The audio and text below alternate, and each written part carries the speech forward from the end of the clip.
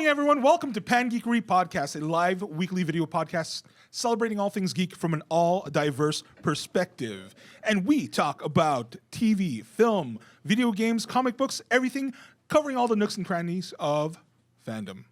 My name is Earl. When I was, my favorite movie ever is Conan the Barbarian. Oh, we already knew that. I thought it was, okay, that's so cute. Okay, hi, I'm Jennifer Zhang, actor, writer, immersive theater enthusiast, and gamer. My favorite movie is Eternal Sunshine of the Spotless Mind. Evil laugh. You don't believe me, Arnold? Well, believe me.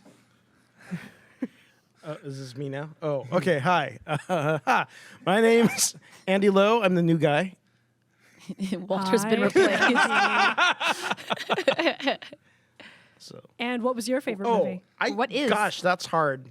I have so many. I don't know. Your favorite genre movie? Which even one? bigger, sci-fi. I mean, I'm gonna just say Wrath of Khan. Nice. That's Wrath a cop of out. Khan. That's totally a cop out. Star All right. Wars. Star Great. Trek 2. Oh, I almost committed sacrilege right now. You just said Star Wars. Everything goes to shit, and we haven't even started the I know. podcast. Oh, man. Everything goes to shit. That's a new song. I'm going to write it tomorrow.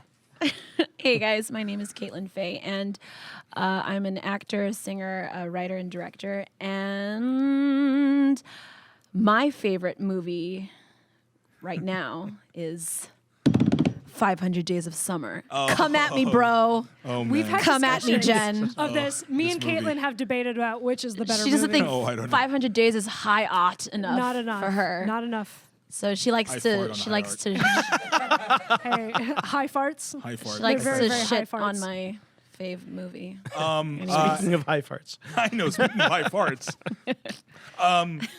I just want to welcome, he's already introduced himself, but our guest host for today, Andy Lowe. Welcome. Thank you for joining us at the Pangeekery table. Thank you for having me. I feel like something's missing. Oh, Excalibur's not here. That's what it is. Oh, yeah, our little sword that we put in the sorry, center I- of the table. My bad. I shouldn't have done that. Okay, fine. yes. Do you feel better now? No. It just. What should it be in front? So they can see Yeah, it? so that people can see it. Oh, it's Or on top. Okay, Yeah. yes. There we go. goes. There we go. There you go. All right. Thanks. Hey, what's up, everybody in chat? Please feel free to ask us questions, leave comments. We will get to them as soon as we can. Before we move forward, I just want to give a shout out to our sponsors, Jimmy John's. Freaky Fast makes it freaky fresh. Remember, go into the Koreatown location that's on Wilshire and Vermont and mention Pangeekery and you will get a discount. Secondly, what's up to our location sponsors, PWC, Filipino Pili Nuts, Filipino Worker Center. Thank you for hosting us here. This is awesome. So, what have y'all been up to this past week? Somebody else go first. Andy, you go first. I go first. Yes, since you're the man of the hour. Well, some what I've been up to, I guess we'll get into later. Okay. Galaxy's Edge?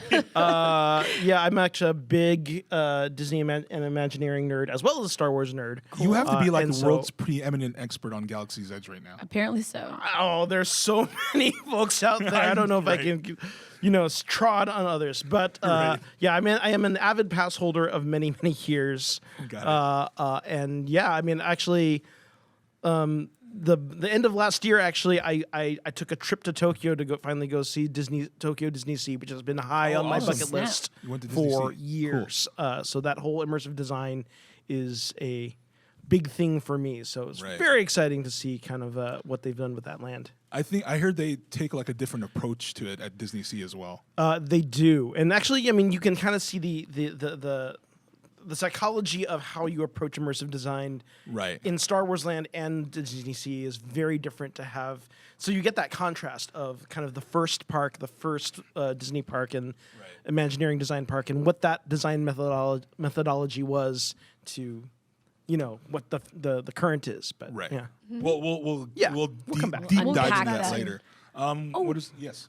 Yes, I went to see Vertigo by Alfred Hitchcock. How did 70 you millimeters. enjoy wow. it? I loved it. Yeah.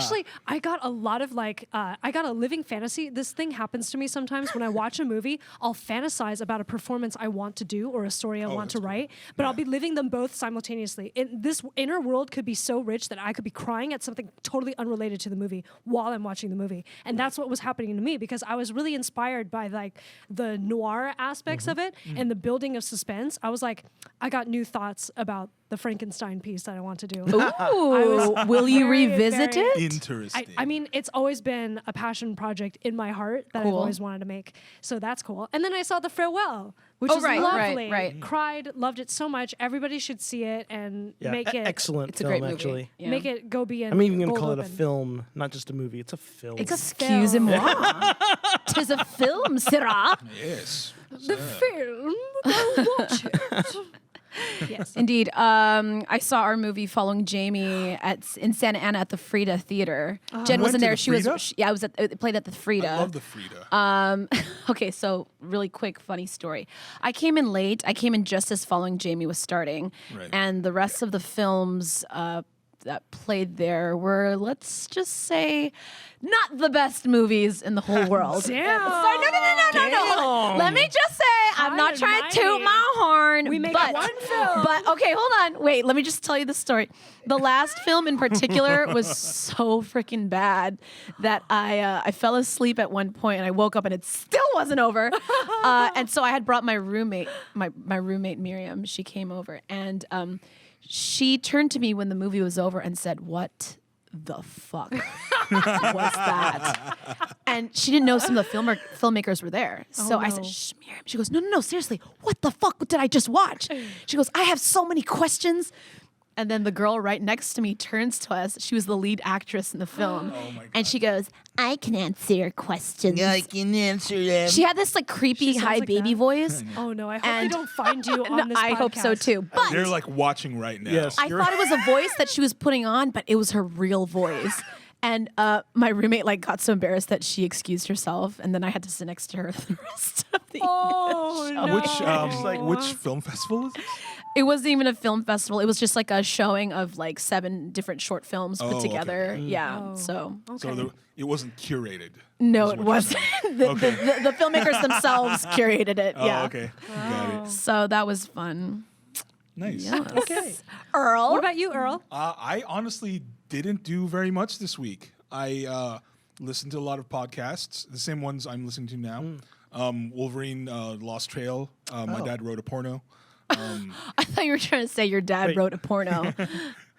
Wolverine. Wait, that's the whole name of the. Wolverine Lost Trails. Wait. My dad wrote a colon. podcast? My dad wrote a porno. It's like a Mad Libs pornography like By snicked, I mean. There's a podcast Lost called Trails. Yes. You know what I mean? Lost Very Happy lost. Trails. I'm the best at what I do. Yes. What I do Oh my god. isn't very PG-13. No. Don't drop the soap. Logan. Wolverine: The Lost Trail, which is a dramatized like series that it's in its 2nd season. It's pretty cool. And then my dad wrote a porno, which is about a It's just separate. yeah, they're two Separate. separate things. Podcast. A guy And he reads out loud his erotica novels that his dad has written. That are really bad, apparently. Yeah, All right. it's brilliant. Yeah. I'm just catching up on that. Cool. So I've been doing a lot of that. Yeah, it's been a quiet week in terms of just watching stuff and being creative. All the shows I'm on are on break. Supportive White Parents is on break. Room to Improv went on break. So I'm just chilling for this week. Congrats on that, by the way, on Oh, Supportive thank White you. Parents. Yeah. Thank That you is so much. such I know. a fun show. Thank you. I know, I it's so had great. a blast with that. I'm so glad I everybody love came. Yeah. And you guys have one more show, right? We have one more show at Studio C, not this coming Saturday, but next Saturday, the 27th. Nice. So that'll be our last show of the Fringe officially, and then we're going to continue on at UCB. Cool. So, yeah, but quiet week this week because next week, or this week actually, is going to be San Diego Comic-Con. Comic Sing Con it for San the Comic Diego, Comic Con San Diego. Yes. That's how it was originally. That's how Ramin Djawadi meant it to be. Yeah. And but we will be, Pangeekery as a whole will be at Comic-Con. So we're going to be there kind of mulling about the exhibit hall. But also, I have a panel, and so does Caitlin. We are both sitting on panels on Friday. Yours is at 4 p.m. 4 p.m. Yes. and I'm at 5 p.m. What are the titles of the panels? Heroes at the Mic. It's just basically about making a podcast. And mine is Philippine. I don't even know how to pronounce X. Filipinx? Yeah, how do you say it? Filipinx, Yeah, I guess. yeah, that's something I have to ask. Philippinx. Some shit like that. At the last meeting, what Like, did who they cares, say? right? I don't know. Everything's been Filipino. coordinated over email. Filipinx is voices in podcasting. So we'll go into that a little more when we get to our SDCC section. But, it's pretty soon. We should just, well, whatever. So we're going to talk about a lot of stuff. We're going to talk about SDCC, which is short for San Diego Comic-Con. We're going to talk about Stranger Things, Season 3, Episodes 4 to 6. We're going to talk a little bit to Andy here about what he does. And finally, we're going to do some news around the geeky universe and cap everything off with a game by Caitlin. So let's move into It was our... like stereo. I know, yeah. You're welcome. THX Digital Dual Dolby Surround Sound. Dolby Surround. THX. It's in the game. my That's not right. I know every motto. Just do it. Cotton, the fabric of our lives. So let's move into our main topics. First off, what? Oh, Shang-Chi. Shang-Chi, Jen. Okay, so recently, Ronnie Chang put out a tweet Which that was was saying, awesome. yeah, and the tweet basically said like, okay, so now that we're doing Shang-Chi the movie based on the Marvel comic universe character, the Chinese hero Shang-Chi, we should probably change his Chinese name because as it is right now, it's called San, which means up, and Chi, which means air. So it literally means up air and not rising spirit, which is what the original air. writers intended it for Fat. it to be. Up air sounds kind of like a rising fart, honestly, because when I don't you see what's say- wrong with that. I mean, what a better way to move an audience Rising than through a farts. rising fart. Rising fart. And it's true that you use the word air as part of like Tai Chi or like, Qi Gong or your like energy. energy, Right. air based like martial art. But when you put the word up in front of it, it actually kind of loses its meaning or its intentional impact, poetry, yeah. So Ronnie suggested that we should do Sun Qi, which you can still Romanize as Shang-Chi in American English, but Sun Qi means something with godlike power, has like godlike recognizable strength, which is something that like is already an existing idiom that you could use. So, and the word and particularly if Uh-huh. Disney Marvel wants to engage, Yeah. a Chinese market, Right. it's probably better to name your hero something that's like. Totally. I mean, and this is kind of what we're already seeing with like Mulan, right? Mm-hmm. As they've basically kind of rebooted Mulan to kind of fit a Chinese aesthetic, right? I mean, it's Yeah. you mean, have we- issues with that. Oh no, well, I mean, like we've talked about that last Oh, episode. okay, I missed out on that. No, it's all good. But It was civil. I do think that it would behoove them to change the name to something that Chinese people would actually name their children or their heroes, for that matter, And not fart. and not fart. Something that sounds very similar Right. to fart. Honestly, Connotation of fart. yeah, or at the very least, upper air, which you would never name a kid. So, I'm Yeah. going to name my kid Upper Air. upper air. Sorry, kid.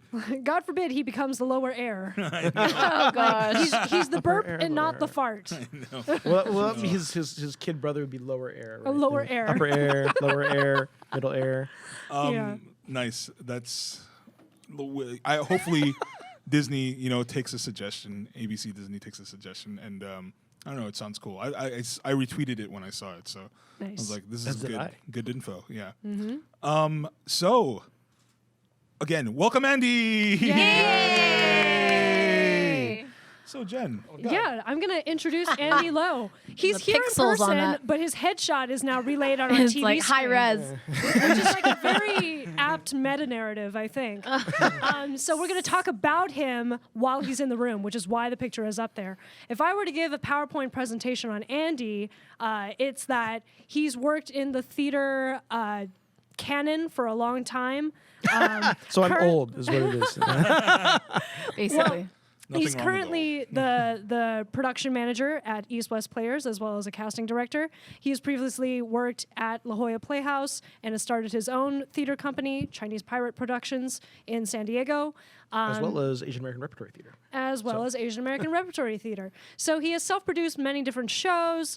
He's also worked to produce other works for Asian American artists, and he is a staple in the Asian American geek and performing arts community. So we're really glad to have you. Well, thank you. Why are we talking like that? Yeah, so Andy, if you want to talk about what makes you a geek, or like what started you off in the geek world. I mean, gee. Well, I'm old, first of all. No, I mean, actually, I've always kind of... The funny thing is that I would actually say, you know, a lot of my career is kind of defined by my work for Asian American community and Asian American arts specifically. But if you ask me who I was culturally, I'd probably say Geek American first. Just because, I mean, we're talking about cultural identity, right? That's where I would identify. I mean, growing up, it was like, I remember there was a summer... and back when we had just beta, and it was me and my sister, Betamax. and we like pretty much every day we had like 4 beta tapes. So we would, like, every day was either watching Star Wars, Nice. Wow. the Muppet movie, Mary Nice. Poppins, or Nice. Dumbo, and it was like those 4 films on repeat because that's all there was. There weren't any other tapes. Right. So yeah, Caitlin's so that was a face right now. whole summer Like Muppets. memorizing Star Wars and Mary Poppins and Dumbo. And there were like 4 stations on TV. And unless you had the UHF dial yeah. beyond And that. UHF got phased out like what, Yeah. 85 or so. Something like that. So But old. What y'all talking about? UHF used to be a band on TV. It was like AM/FM, but like oh gosh, you really don't Yeah. know.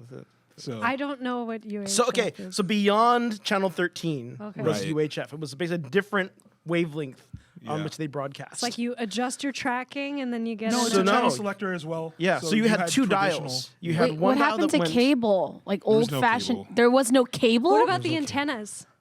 the satellite? That's what the That's what antenna it was. was? But you Yeah. had to go to a different like bandwidth to get to UHF channels. So, So- like, imagine if you had a radio today and it had 2 dials, one for AM and one for FM. That's what TVs were like back in the day. Gotcha. like a radio. But that said, like Okay. the singles were stronger. So I remember even in San Diego, I would still watch the Kung Fu Action Theater on Channel 5 from LA, Nice. which we would get down there. Nice.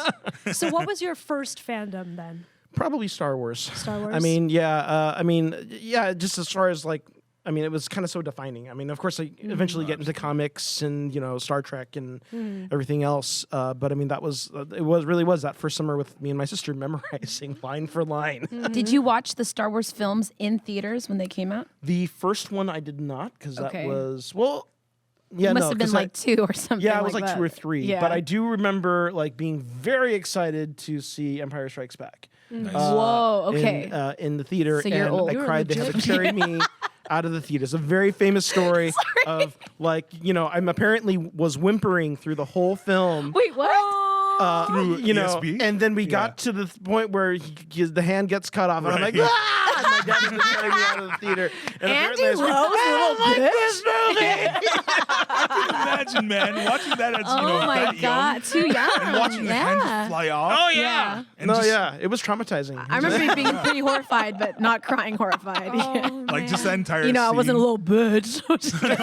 Oh! Hey, you're Walter tonight. Toxic You're masculinity. Walter tonight, okay? So you're gonna take the blows because I always make fun of Walter. I'm sorry. I see how it is. You were sitting in Walter's seat. Yeah. You're I'm sorry. No, okay, all right. Then it wasn't an insult.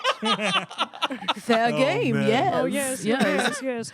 So Anyway, so let's see. You're I very. will say this though. Okay. I consider myself a geek of all trades. Good. Nice. Yeah, in no, that I in know that that's what- I don't really feel like, because I've met so many people in this fandom community that are so much more adept in things than me that I get really uncomfortable trying to say, oh, I really know blah blah blah, because Yeah. like, I mean, like you talk about Star Wars, there are people I turn to Right. who, like, when it gets to the novels, there are people I turn to Right. when it comes to specifically prequel stuff. There's people I turn to for, you know, video games, Tolkien yeah, lore. There's right. people I've turned to, you know, to Star Trek, right?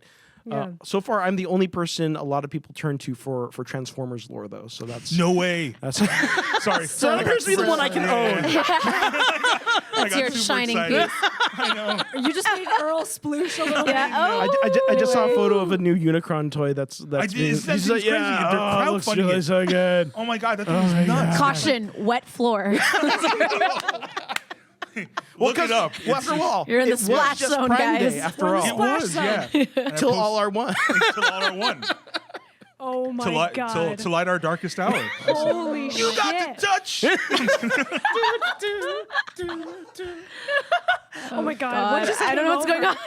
Please We're just beam me transforming and all Caitlin over the up. floor. Orson Welles' last film, man. Yeah. It was? Yeah, Really? Was Transformers. Transformers? Well, yes, he was. Orson Welles did a Transformers Because film? he was the planet-eating He was planet the big robot. bad. Oh, Yeah. acting it. I'm sorry. I thought he like directed it. I was like, what the Me fuck? too. Yeah. Yeah, okay. Wow. Yeah, that was That's a big deal to have, insane. like, Yeah. Wow. Came to. Citizen Kane 2 transformed.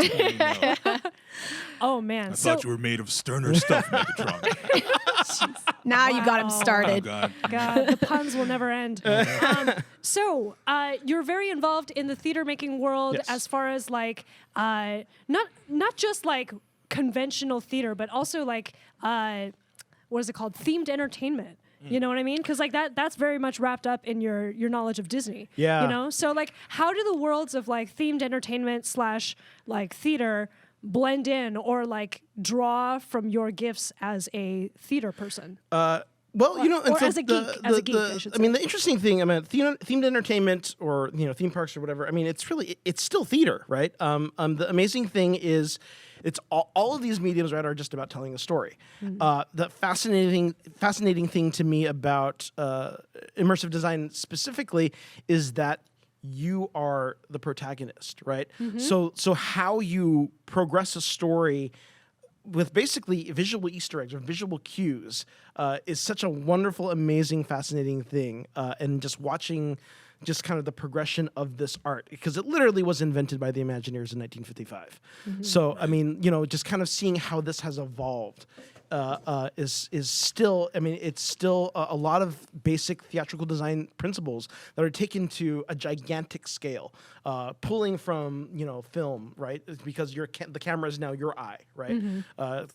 Pulled from theater, from, you know, like color and texture, but it's also tactile because now you can actually touch it, you can engage it. So I mean, so that's like a huge, you know, Yeah. kind of bringing together of my sense of fandom, my sense of being a theater director, and previously a theater designer at one time as well, and kind of mushing them all up into a snowball. So it's something I love. Hopefully someday they'll hire me again. Hi, Randy.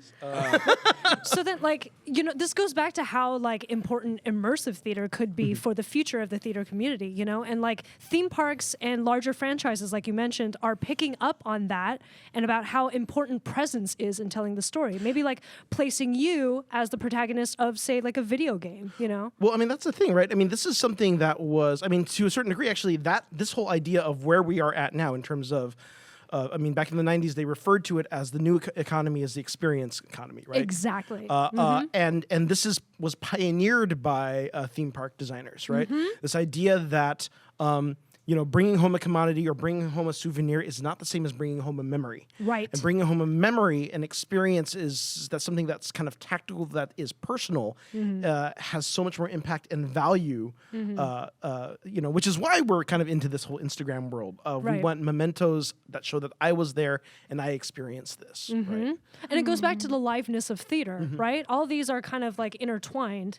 So like, how do you recreate the presence and the feeling of theater when you're, say, in Galaxy's Edge? At Galaxy's Star Edge Wars. specifically, or Yeah, well, like, just to use that as an example. Yeah, how specifically? it's such a fascinating thing. So are we going into this now, or are we? Yeah, we are. Okay, sure. Galaxy's Edge? Galaxy's Edge. Oh, is that the next thing? I think so. Oh, sorry, my bad. No, Before it's we fine. move on, I just wanted to acknowledge the chat really quick. Aaron Nabis, speaking of Transformers, he just linked an SDCC exclusive, which is a mashup of Optimus Prime and Ecto-1. Oh yeah. Did you see this one? Yeah, I think I've seen. Oh no, I haven't seen that. Yeah. Oh, that's cool. So I know Yeah. I was like, I did see someone made I think some independent toy maker made an Ecto-1 Transformer nice. as well. So that's out there yeah, somewhere too. yeah, that's got to be cool. How he does this actually- make you guys feel? Are Warm, you fanboying? warm inside. Okay. I feel like Bastion just named me at the end of Neverending Story. Oh my god. They're so targeted right now. We are. Me and Jen are like, Oh, oh, there it is. So look at that. so Yeah, look at that. cool. Oh god, and roller. Okay. And so it comes that's with a the- Matrix. So and roller is a yeah. trap. Get That outta is the ghost here. trap. That's great. It's dope. Wow. Roller's a trap. Yeah. All right. Wow. So anyway, Galaxy's Edge. Galaxy's So apparently we have a time specifically framed for that is right after this. So I'm going to finish by Okay. asking some more Andy specific questions. So Specific. Andy specific specific. questions. You used to be a huge kung fu guy. How did Yeah. that start? Well, I would say now I'm a huge kung fu guy. You're Now I'm still just a huge kung I used to be a smaller. Oh my god. Wait, so how did that begin? Actually, at the height of my training, I was training like five to 6 days a week. Wow. Actually, no, the height of my training was when I was in high school, and I was still training like 5 days a week, and I was wrestling. So I would Wow. come out of wrestling practice, and then I would go to work out. So you And were it was jacked. crazy. Or I was kind of- ripped, I rather. mean, you've seen the old photos. Yeah. Have you Have seen we? those photos? Have we? Can we get one of those on the screen real I quick? know. Actually, Let's get one on the screen real quick. Facebook, right? Kung Fu? I did. We did the tournament at that On his time on the West Coast. There really wasn't a lot of kung fu Right. at the tournament scene, so it was all kempo Yeah, and lots of taekwondo. Kempo. Lots of yeah. Tons of Kempo. So, but that said, The because of that, a lot of the judges had no idea what we were doing, and Right, because I it was bet, yeah. because just the physical, It's the different. style, it's so different. It's Yeah. such a even just mentality. So they'd be like, "Oh, he looks fast." Okay, I know. 10. So Like doing a karate kata. well, and that was the thing. And so, I mean, absolutely. to a certain degree, I mean, I kind of stopped competing just because it didn't feel. it didn't feel like the art. Well, I mean, Or- it's the art is whatever it is to you. Okay. You do Right. it, and So I trained in kung fu regularly for about 9 years, and then before that, I did about 4 years in a Korean style Tung Do. I dabbled a little bit Tang Soo Do, nice. in Arnis Damano. Nice. So can you still kick ass? That's the real question. I'm we okay. wanna know. I'm nowhere as precise as I was. So if you and before. Earl were to fight right now, like right now, Not that we want that to happen I know. right not that we now. totally don't want that to happen right now. If any East West Players patrons were out there, they actually got to see some of my handiwork because I actually did the combat choreography for Man of God. Oh right, nice. right, which was great. Thank you. Yeah, I was like, oh, Andy That did was that. super fun. fun. Yeah, because it Excellent. was Yeah. partnered with director Jessica Prudencio, who kind of we worked together on the idea of how can we recreate that kind of Crouching Tiger wuxia look and keep it theatrical. Right. We had to go back and forth a little bit because I really wanted this gag that I've used before for these throwing darts Right. that were just basically pieces of fabric on a black elastic. Yeah. So you get that idea of effortlessly she flips the thing and it flies across the stage, Nice. and it looks Legit. great. And she was It like, looked I don't know, excellent. it might look too magical to be and not theatrical enough, and Oh, I so we don't had know. to I hash feel it out. like- yeah. So, but it worked Yeah. out. And It looked great. It looked awesome. Did you see it? I did not. Oh, so was a great show. good. Yeah. Yeah. Man of God. Oh man! So speaking of East West Players, which you are the current production manager of, Director of production and casting. exactly. Now, so that's a relatively new switch to the title. Get it right, Jen. That's the official title. Director. Yeah. all right, Director of we get it. production. We get Slip it. that in and there. cast. Just the tip. I think we might be running out of Oh, time, yeah, but I so wanted to ask about, well, what do you think the task of Asian representation means in this time? As of today. The task? You mean like what the job is for us? Yes. Or, well, it's interesting because, we've had a great year. Yeah, we have.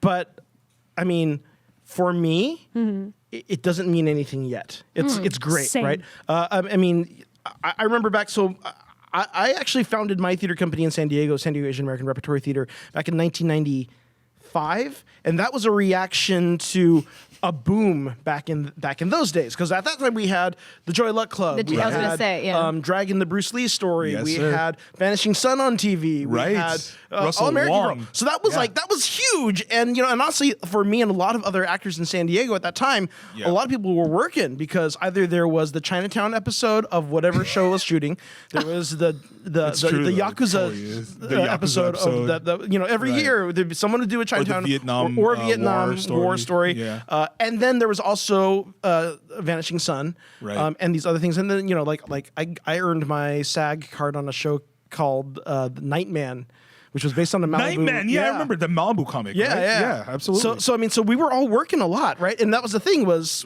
that was a boom, and but it can all go away, right? Are you saying the boom died eventually, and there's a because then we're back to where we were. resurrection? And then Yeah, freaking, Phoenix from the flames. When did Scarlett it start? Johansson is trying to take away jobs from trees, and Groot's out of a job. The hell?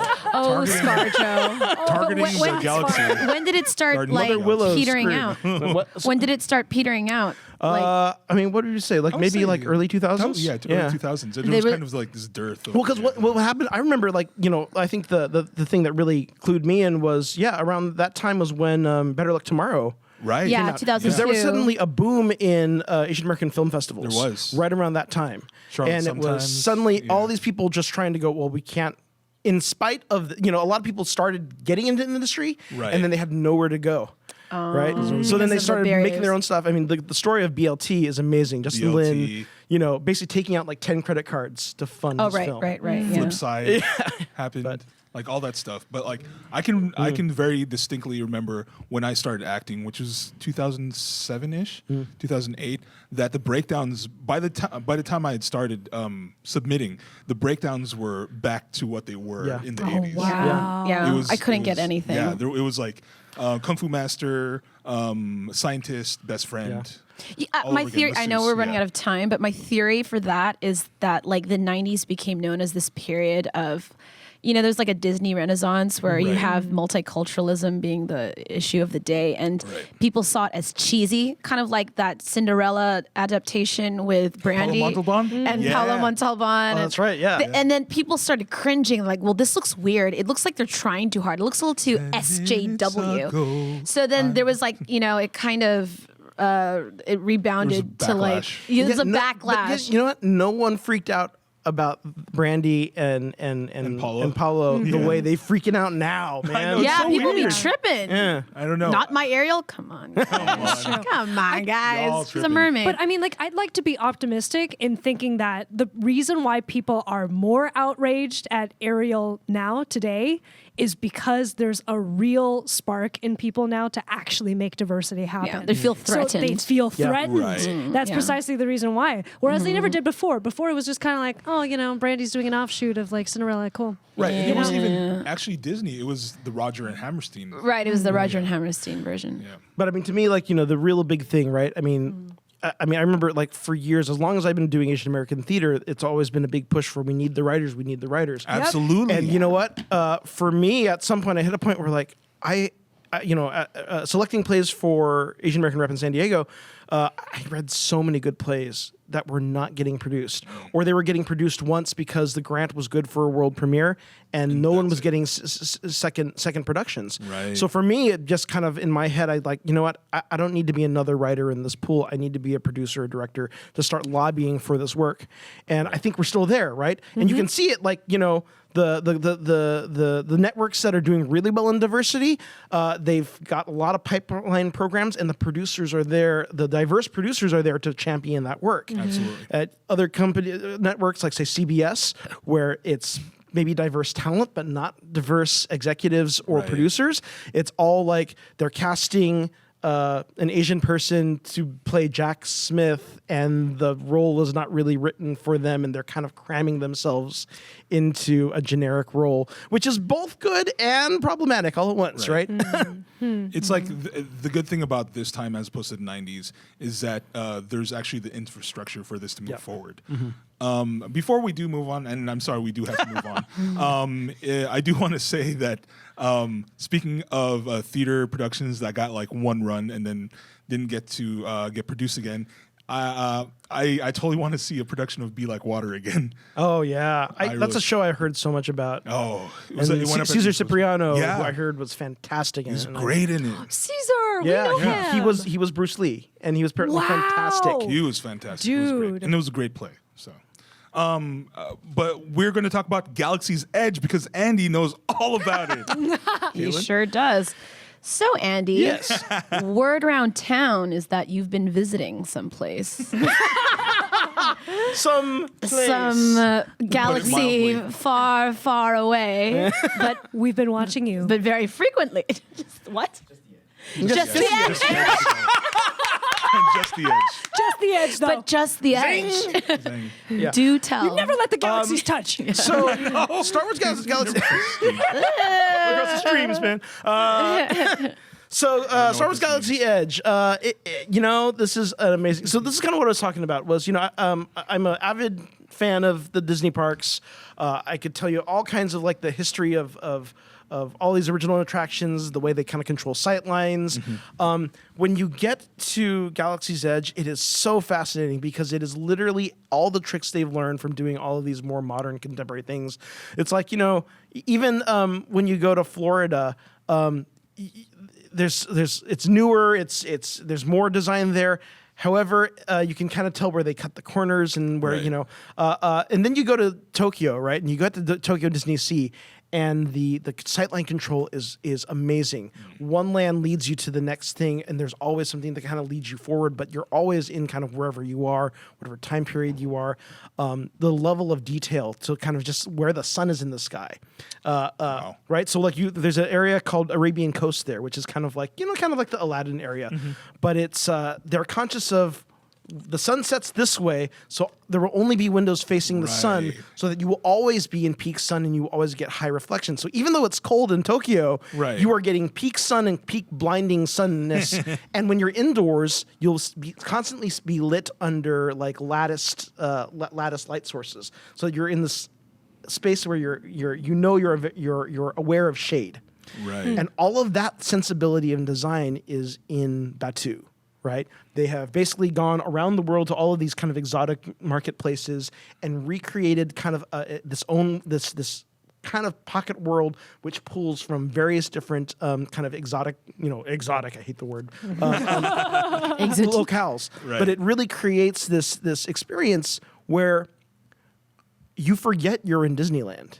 Like you're in there and you don't hear the train, you don't hear the steamship tooting, you know, and you can only see the peaks of Big Thunder Mountain, which blend in with the surrounding of the story of Batu, right? And the story of Batu is this planet used to have a giant forest, right? So you can see here in the pictures, right? All of these mountainous spires are modeled after petrified trees.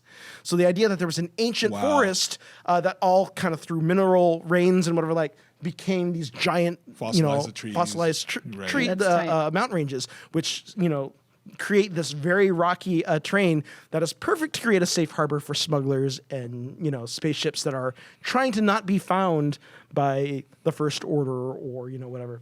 So I mean, it kind of creates this amazing environment.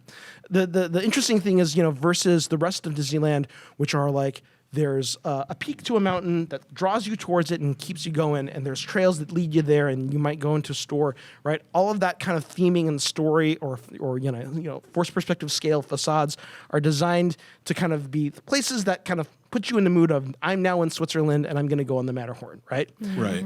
Versus Galaxy's Edge, where there's right now only one ride and another ride opening in January, but all of the environments are designed to be inhabited. Right, so there's more places to sit.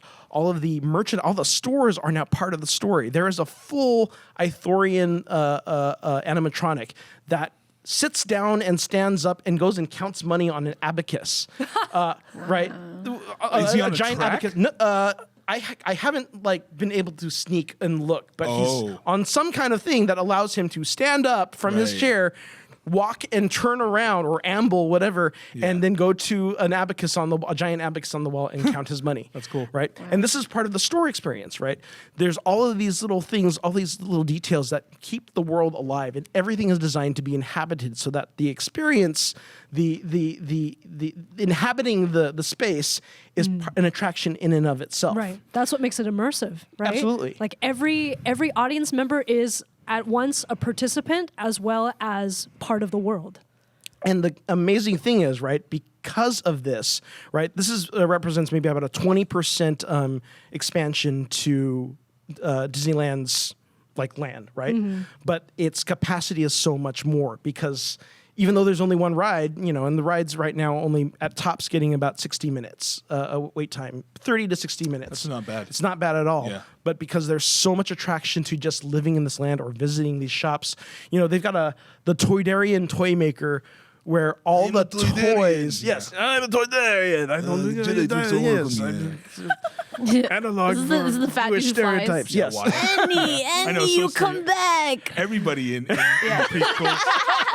He's got a pot belly, but his wings are super tiny, and they can still fly. But they have this toy maker there who basically is. You can see in a window the silhouette of this toy maker, basically carving wood toys, and all the toys are either look like they're hand sewn idols of Darth Vader, or little wooden dolls.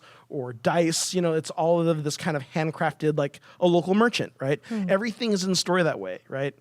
I'm kind of glad that they're giving some limelight to the other alien races, like you mentioned, the Thorians, and now the Toydarians. There's got to be other ones, I'm sure, that you've seen. So I mean, this is the interesting thing, right? And I know there's been some complaint amongst the Star Wars fandom about it being set in the current movie era. So basically post The Last Jedi, which means it's not the Empire, it's not Darth Vader, it's Kylo Ren and Rey and, shit we don't really care about. But Hey! But the thing is, this is still very much in this world, right? So I mean, the lightsabers are still lightsabers. All of everything is still a visual cue of this world, and it feels all tactile, right? So you do have the Toydarians, and that's a callback to the Phantom Menace. You have, the Bith jeweler who where there's jewelry created by Bith, and the Bith is the race who played the things in the Tatooine, right? There's the Ithorian storekeeper who's who's so and it is there's enough of of course, and then you get to the Millennium Falcon, and the Millennium Falcon is the that's got to be the Falcon. crowning jewel of the entire How place. big really is is. that thing? It's 1-to-1 scale. It's crazy. Yeah, that's crazy. So what does that mean? How bigger than large is it that? means it's a real Millennium Falcon, Jen. That gangplank that you see there, you can't walk on it, but that's you. I mean, it's there. It's all there. Like you can be transported on it if What it actually is the- worked. So the thing is say 20 feet long? 20 feet long and Right. about 4 feet wide, right? So that gives you a sense. That cockpit, I mean, is maybe That's got a 15 feet. the gunnery cockpit too. You don't get to see that, Okay. but you do go on board, right? Right. So they do have created this. Oh, and yeah, there's callbacks to the Clone Wars Right. and Rebels as well. Nice. The character Hondo, who's voiced by Jim Cummings, who I'm a huge fan of. Jim Cummings is awesome. They have an animatronic of him, and he walks around, and basically he sets up this whole story of the Millennium Falcon, of now how he's in control of it, and he's hiring you as a crew, and Chewie may or may not know you're flying the Falcon on his behalf, right? So yes, that's the whole story of the ride, right? Wait, so the Millennium Falcon is the ride Yes. that you go on. So basically, you start up the story of there's Hondo has a call out for pilots. And so you enter the ride queue and you enter a shop. You have a whole. Well, first of all, you walk around the Falcon quite a bit. And if you have the app, this is another thing they've done. They've have a Star Wars app, which is your phone is now your data pad in the Star Wars universe. Nice. So you can go around and there are Whoa. random. Shipping containers that you can scan and go, oh, there's at plans in there. Well, maybe I can bring this over to the Resistance and earn credits if I sell them to them, or I'll give them to them because I'll be an operative. And you can work on your own alignment. The brilliant thing about this, it's great. it absolutely is that this is a life kind of LARPing version Right. LARPing. of like the old 8-bit like Dragon Warrior, Right. Where you go into the town. then you Someone talk has to a quest, NPCs, and you yeah. talk to and most of it is phone enabled, right? Right. But there are 4 functions where you can translate, because a lot of things are written in Arabic. Oh my god. There's the scanner where you can't can read scan containers. There's the Like Google Translate. there's another thing where you can hack into transmissions, so you can like listen in on conversations from the First Order or whatever like that. So that's another way to engage in everything in the land. But So, yeah. I heard that basically the workers there are even in character too. Yeah, Right? So like even if you ask like, hey, where's the bathroom? They don't give you like, oh, the bathroom's over here. So they all and the cast members are great, honestly, and everyone from like the counter service people, the food service folks, to the frontline, to the sweepers, are residents of the planet Batu, and they'll ask you questions about what is that thing you're holding, if it's something whatever, because they know you're an off-worlder, right? But they've all been encouraged to come up with their own awesome. backstory of what planet they're from, or if they're That's so cool. from Batu. they do not fuck around. Yeah, no, I mean, I was actually just reading an They're article very about anti-fucking a around. woman who was. Anti-fuckery. We're anti-fuckers. All right, well, it's Batu, so it might be Puduers. All right? Voodoo. Voodooers. Banta voodoo. Gotcha. So yeah. So That sounds freaking awesome. Oh no.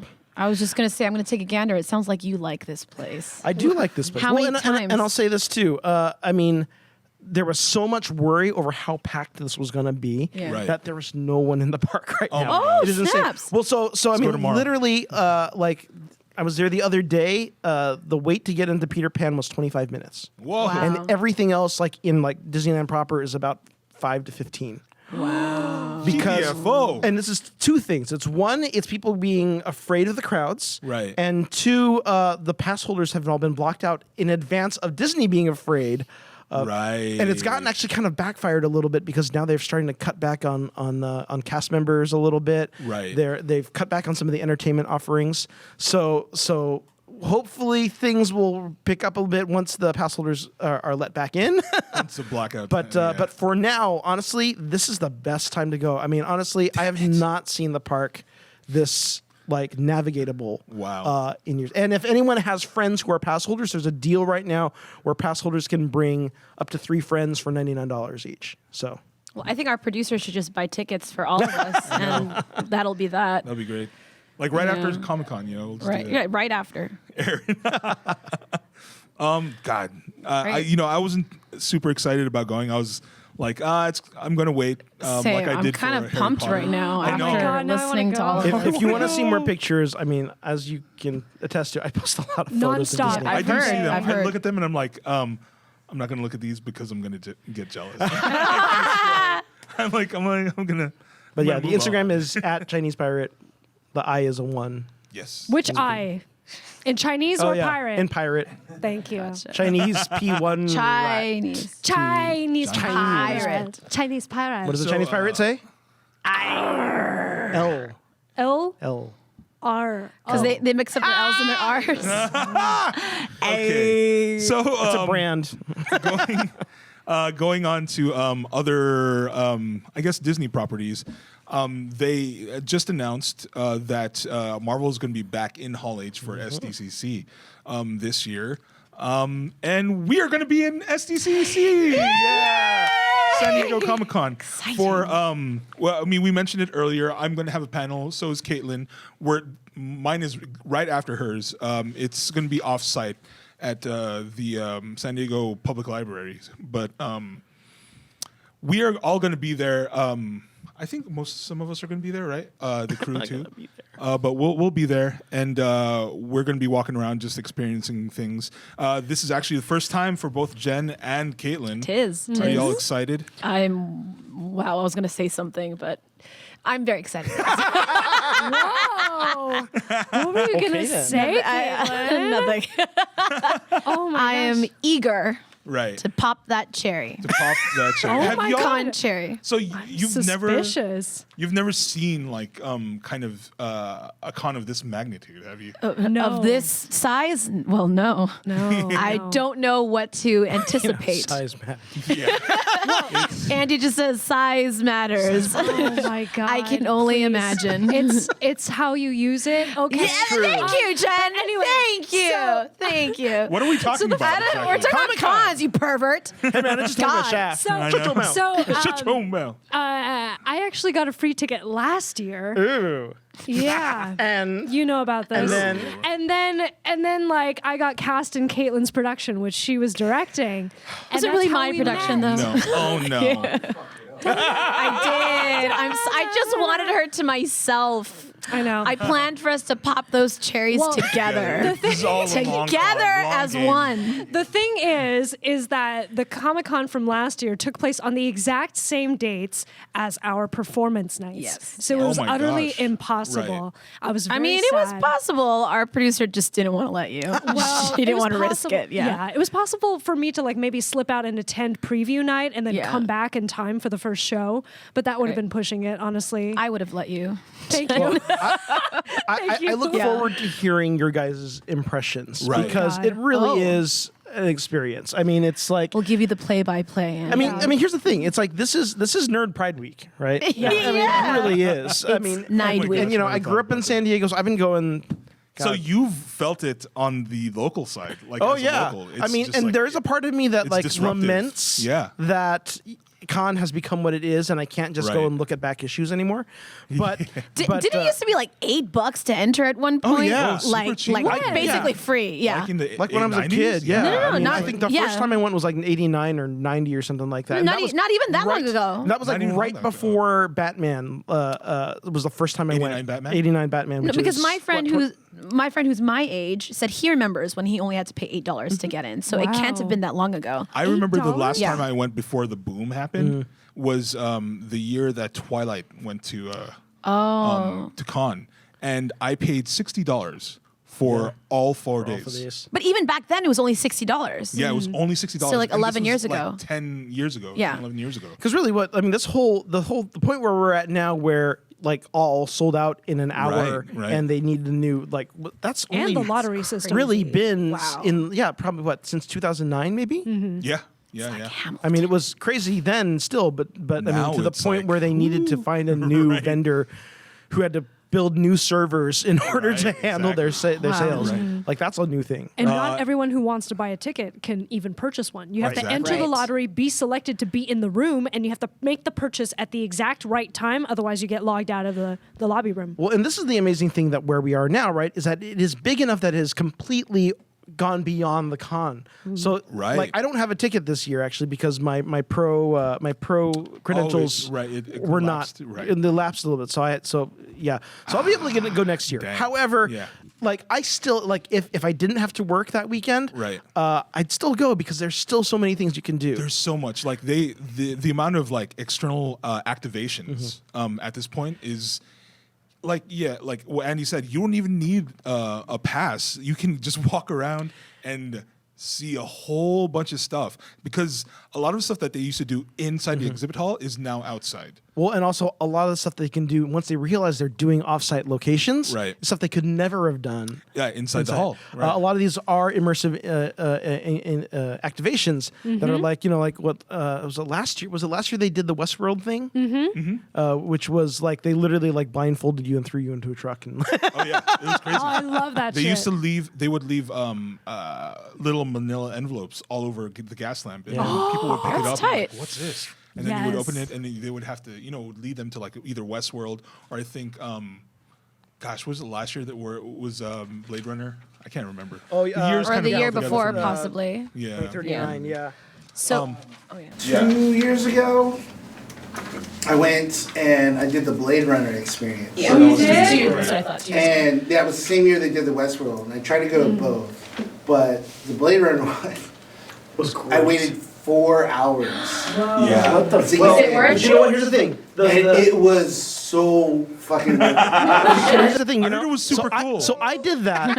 I did that, but I didn't do the VR. So I got in like 45 minutes. Yeah, I did the VR and the, because essentially what the experience was is you're riding, you put on a gear VR, and you did like you're chasing a replicant, and then you do that whole ride, you end, and then you go in, and it's basically, it was actually sponsored by like Johnny Walker, so you actually I remember had that, Johnny yeah. Walker shots, and you ate like ramen, like they're Like actual This is shots. the life. They had actors that ramen. were in costume Wow. and And interacting Blade Runner, with this sounds you. legit. This sounds really great. so cool because it was very immersive because they had all the cast and stuff that were just walking around in character. Nice. So, And they're sitting like at the bar, and you can sit at the bar with them too, and they're like talking. They have this little story, but it was like you get shaken down too. Some guy like searches you to see if you're a replicant, and they make you take a Does he a touch void you? comp test, and then How hard does he it's touch a you? photo And op, where? but I know. they scan your eyes to see if you're a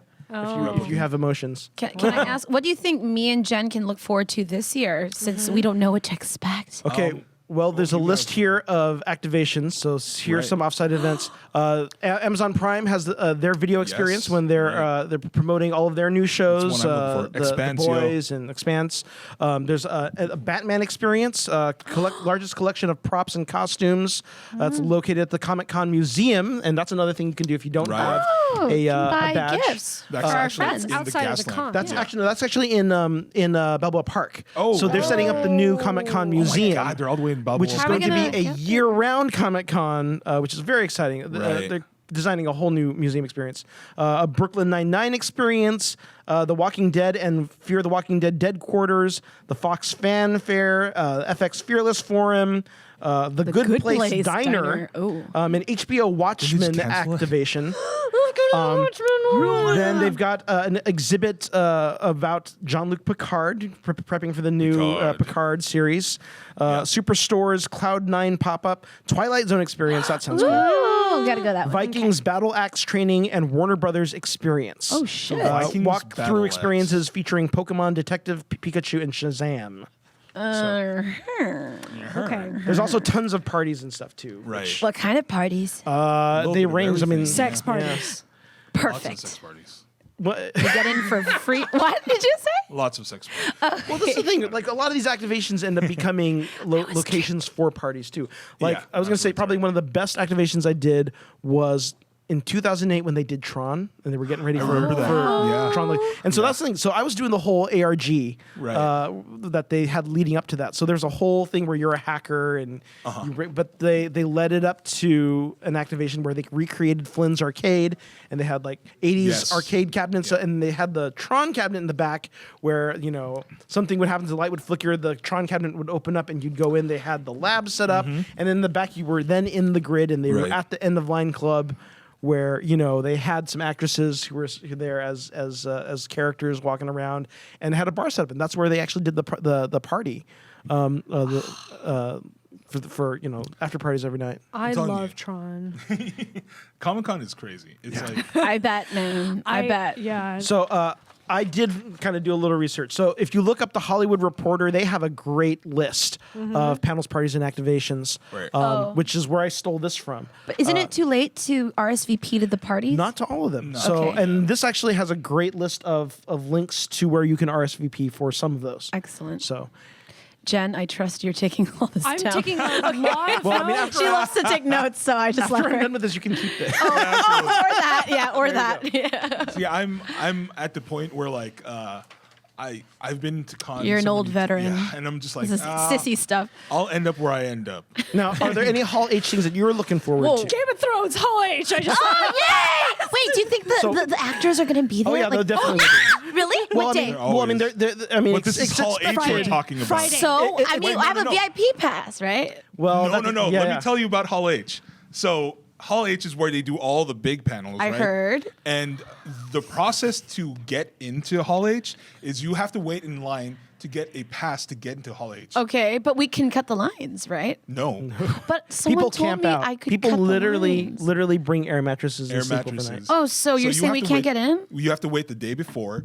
So I'll give you a little perspective. It depends. I don't know how they're doing it because last Right. year it wasn't too bad, and what they actually did was they would give you like a voucher or whatever like that Yeah, to that's come what back they've during a been time. doing, Yeah. yeah. Well, wait, so if it's on a Saturday, then we just need to be there on a Friday night? Is that what you're saying? No. You have to be there Friday morning.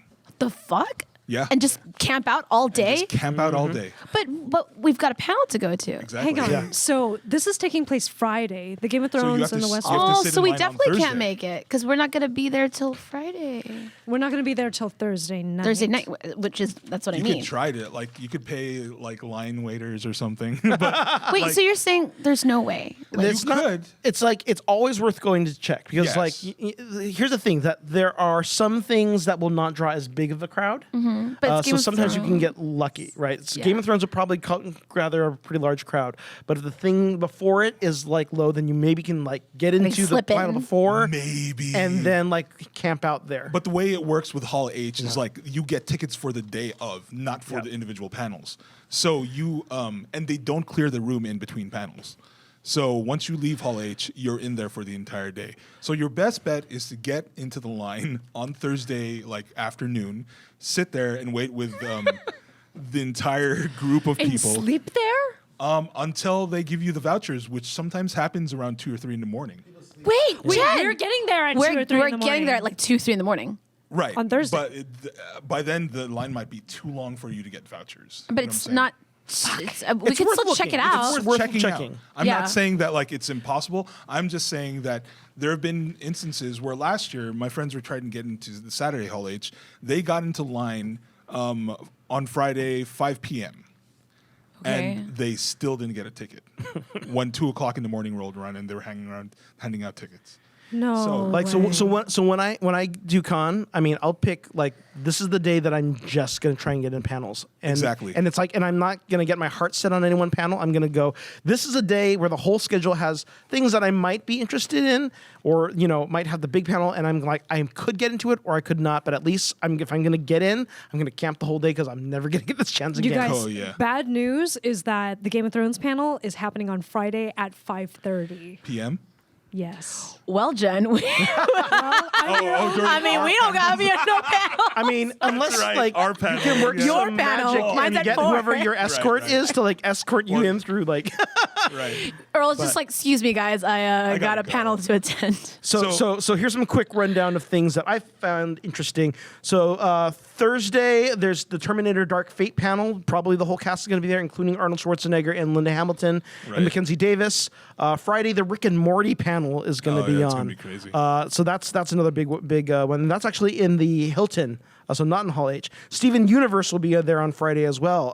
Friend of East West Players, Right. Dee Dee Magno Hall. Exactly. Is in that cast. Pearl. It's Pearl. The Witcher, the new Netflix series, is in Hall H on Friday. The Dark Crystal, Age of Resistance, is on Friday. Oh. So Friday's a lot of people's days. Also, Game of Thrones, Right. Creep Show, Preacher. Creep Show. Saturday is the Star Trek one, which, for next season of Discovery and Picard. Cool. Let's go to the Don't Rave let of us down. Thrones. Where Rave of Thrones. Hodor is DJing. Oh, Not get out of Christian Christian here. Aaron, yeah. Cool. They've also they're going to do a When's preview that? of Batwoman. on Saturday. Wait, when's Rape of Thrones? Thursday night. Motherfucker. Okay. It sounds like we got a lot of planning to We do. got a lot of planning to do. So, I Okay. mean, especially you two, if you want to get into Hall H. We Yeah. do. I don't care anymore. I'm just there to. should let us Literally, know. con is reunion time for me to see everybody. But we do have our panels at the same time. Well, mine is apparently at the same time as the Game of Thrones panel in Hall H. Caitlin's is right before. If you do go to my panel, we are doing a giveaway. I am in an indie film called Lumpia with a Vengeance. That's our panel. Filipinx Voices in Podcasting. I'm the associate producer and I'm an actor in an indie film called Lumpia with a Vengeance. Our con exclusive is the actual movie poster that was drawn by Will Spertasio and colored by Raymond Lee. If you don't know the name Will Spertasio, he drew Wetworks and X-Men. He invented Bishop. So he drew a poster for us with me. I'm included in there. You can spot me right in between Mark Munoz's legs. Are you the dude?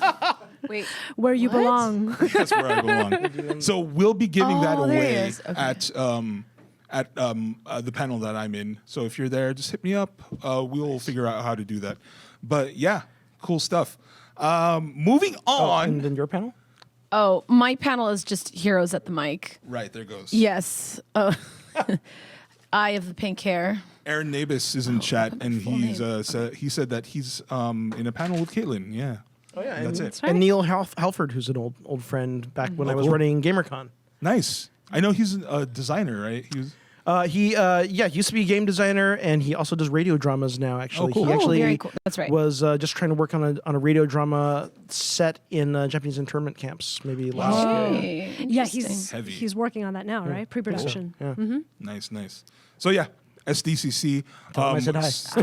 starting tomorrow, basically. Tomorrow's preview night, so we'll see. Tomorrow's some- Wednesday. Good Yeah. God. Good. Wow.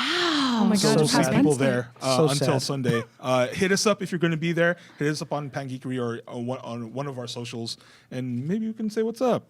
We were going to move on to Stranger Things, Season 3, Episodes 4 through 6. Oh boy. Oh boy, oh boy. Andy, did you have a chance to catch up I on did 26? get a chance to catch up in it. I'm having a blast, and you know Right. the interesting thing to me is how much they are able, how much more they're able to do now that the kids are older. Right. That's true. I'll say that. Yeah, I'll agree with that. Well, I mean, ultimately, yeah, it's like they were all, they were more just kind of reacting to stuff now. Right. Now they're able to kind of like have them drive some of the action a little bit more, which is kind of fun. I'll agree with that. Yeah, absolutely. What were your everybody's kind of general thoughts? So I know Andy, you had a good time with it. Well, So- 4 through 6 specifically. So we're not talking about the end, the last 2 episodes. Right. So I remember Andy didn't join us for last time, but last time I kind of ripped it apart because I really felt as if like the whole first 3 episodes were like searching loosely for plot, but not quite finding it. Like it had a very hard time locating the conflict because everybody was just kind of like doing a narrative victory lap of like, didn't you love us? Like, wasn't it great when we were us and we could do things that you remember us doing? You know, it just felt like a callback. And then now, like, from 4 to 6 episodes, it does feel like they're finally entering the conflict. Finally, like, everybody's starting to kind of get on the same page. But at the same time, I still feel as if there's a heart that's missing.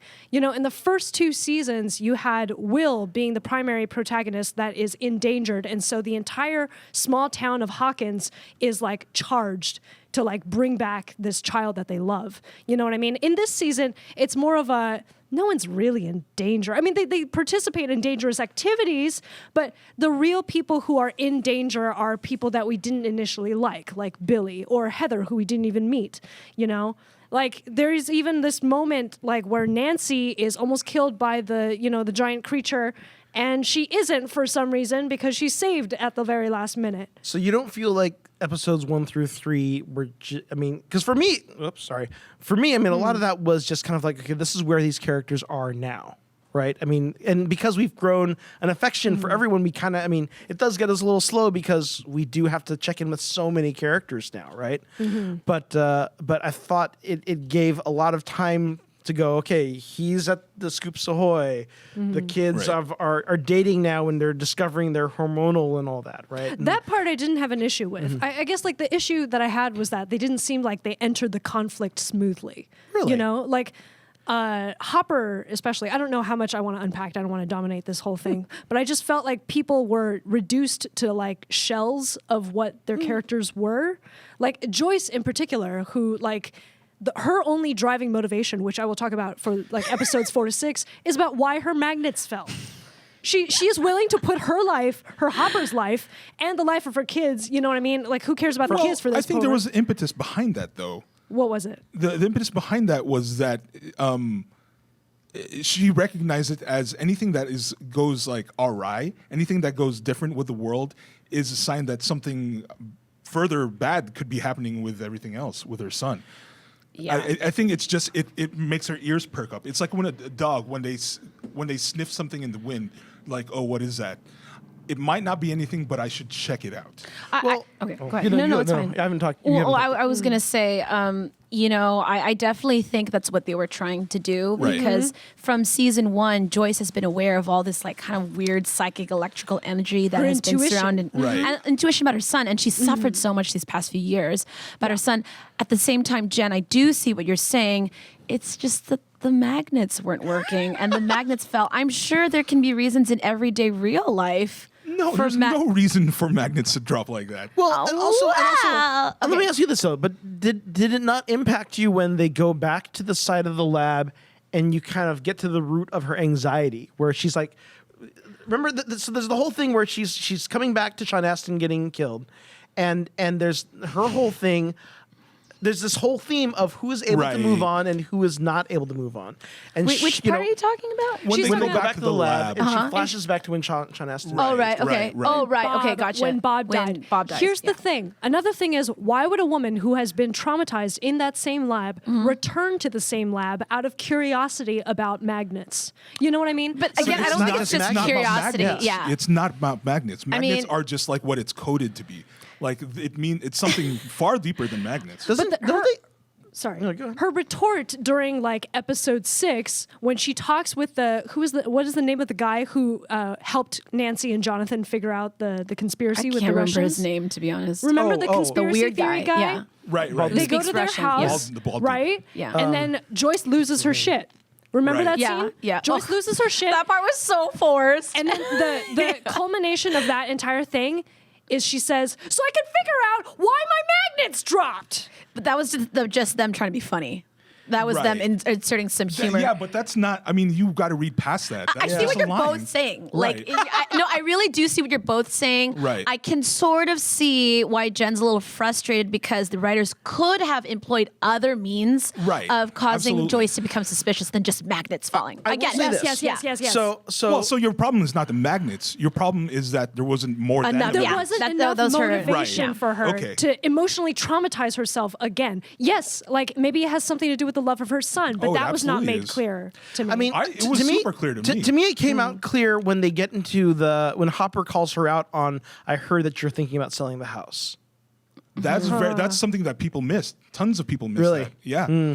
I heard your That blared to me like, oh, so this is thinking her. about She's got leaving. a whole Right. anxiety about the town, and that pretty much drives every decision, right? because they didn't show that happening in the setup episodes, which is one of my qualms. which is I was okay Right. with though, because I mean to let it kind of, I don't know, maybe. Wait, don't they mention it in season 2 briefly?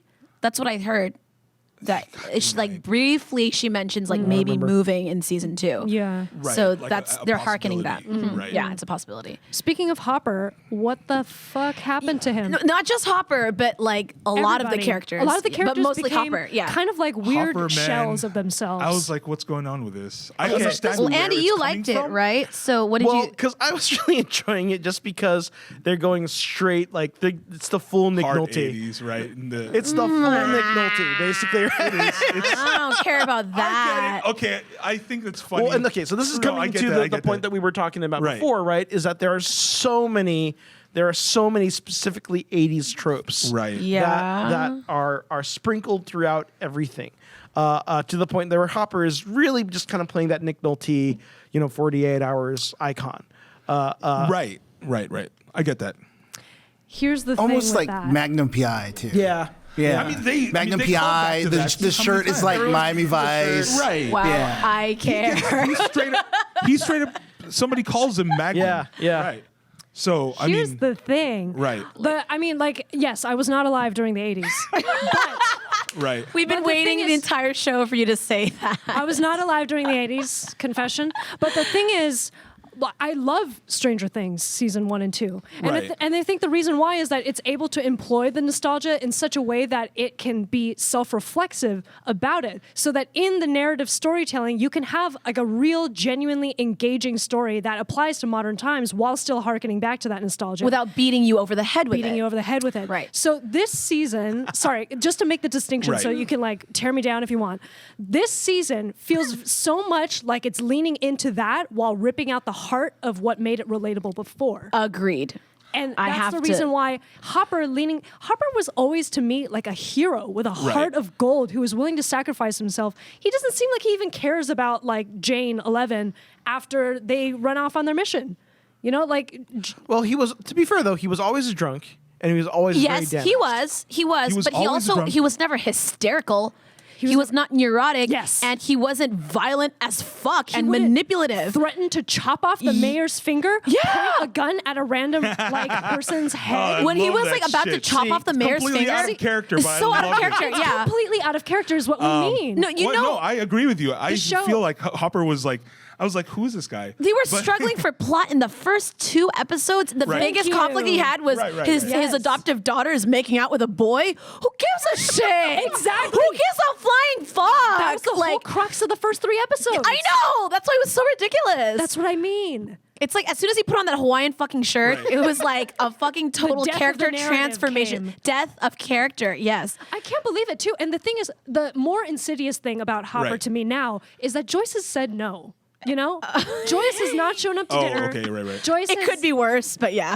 But the thing is, he's still like hamming it in there. But You know also what when I mean? Joyce like trying to make it seem like it's okay that she didn't show up to dinner was also a really thin excuse. Yeah. I mean, I think where we are narratively though, like that aspect is not the priority in either of their worlds. Oh God! right If now. they that's end up why together, that- I'm going to be very, very pissed. Really? I mean, they yeah. might twist some shit No, around. but the thing to- is, if they ended up together at the end of season 2, I would have been like, wow, that's nice. You know what I mean? Right. But Yeah. seeing who he is right now, I'm like, is there any redeemable what separates him from the evil Russian guy? Honestly, nothing. Apart from the fact It that will he's make American. sense. I'm going Will to it? say. I think What it kind makes sense. of It'll what make kind sense. of alcohol is he drinking?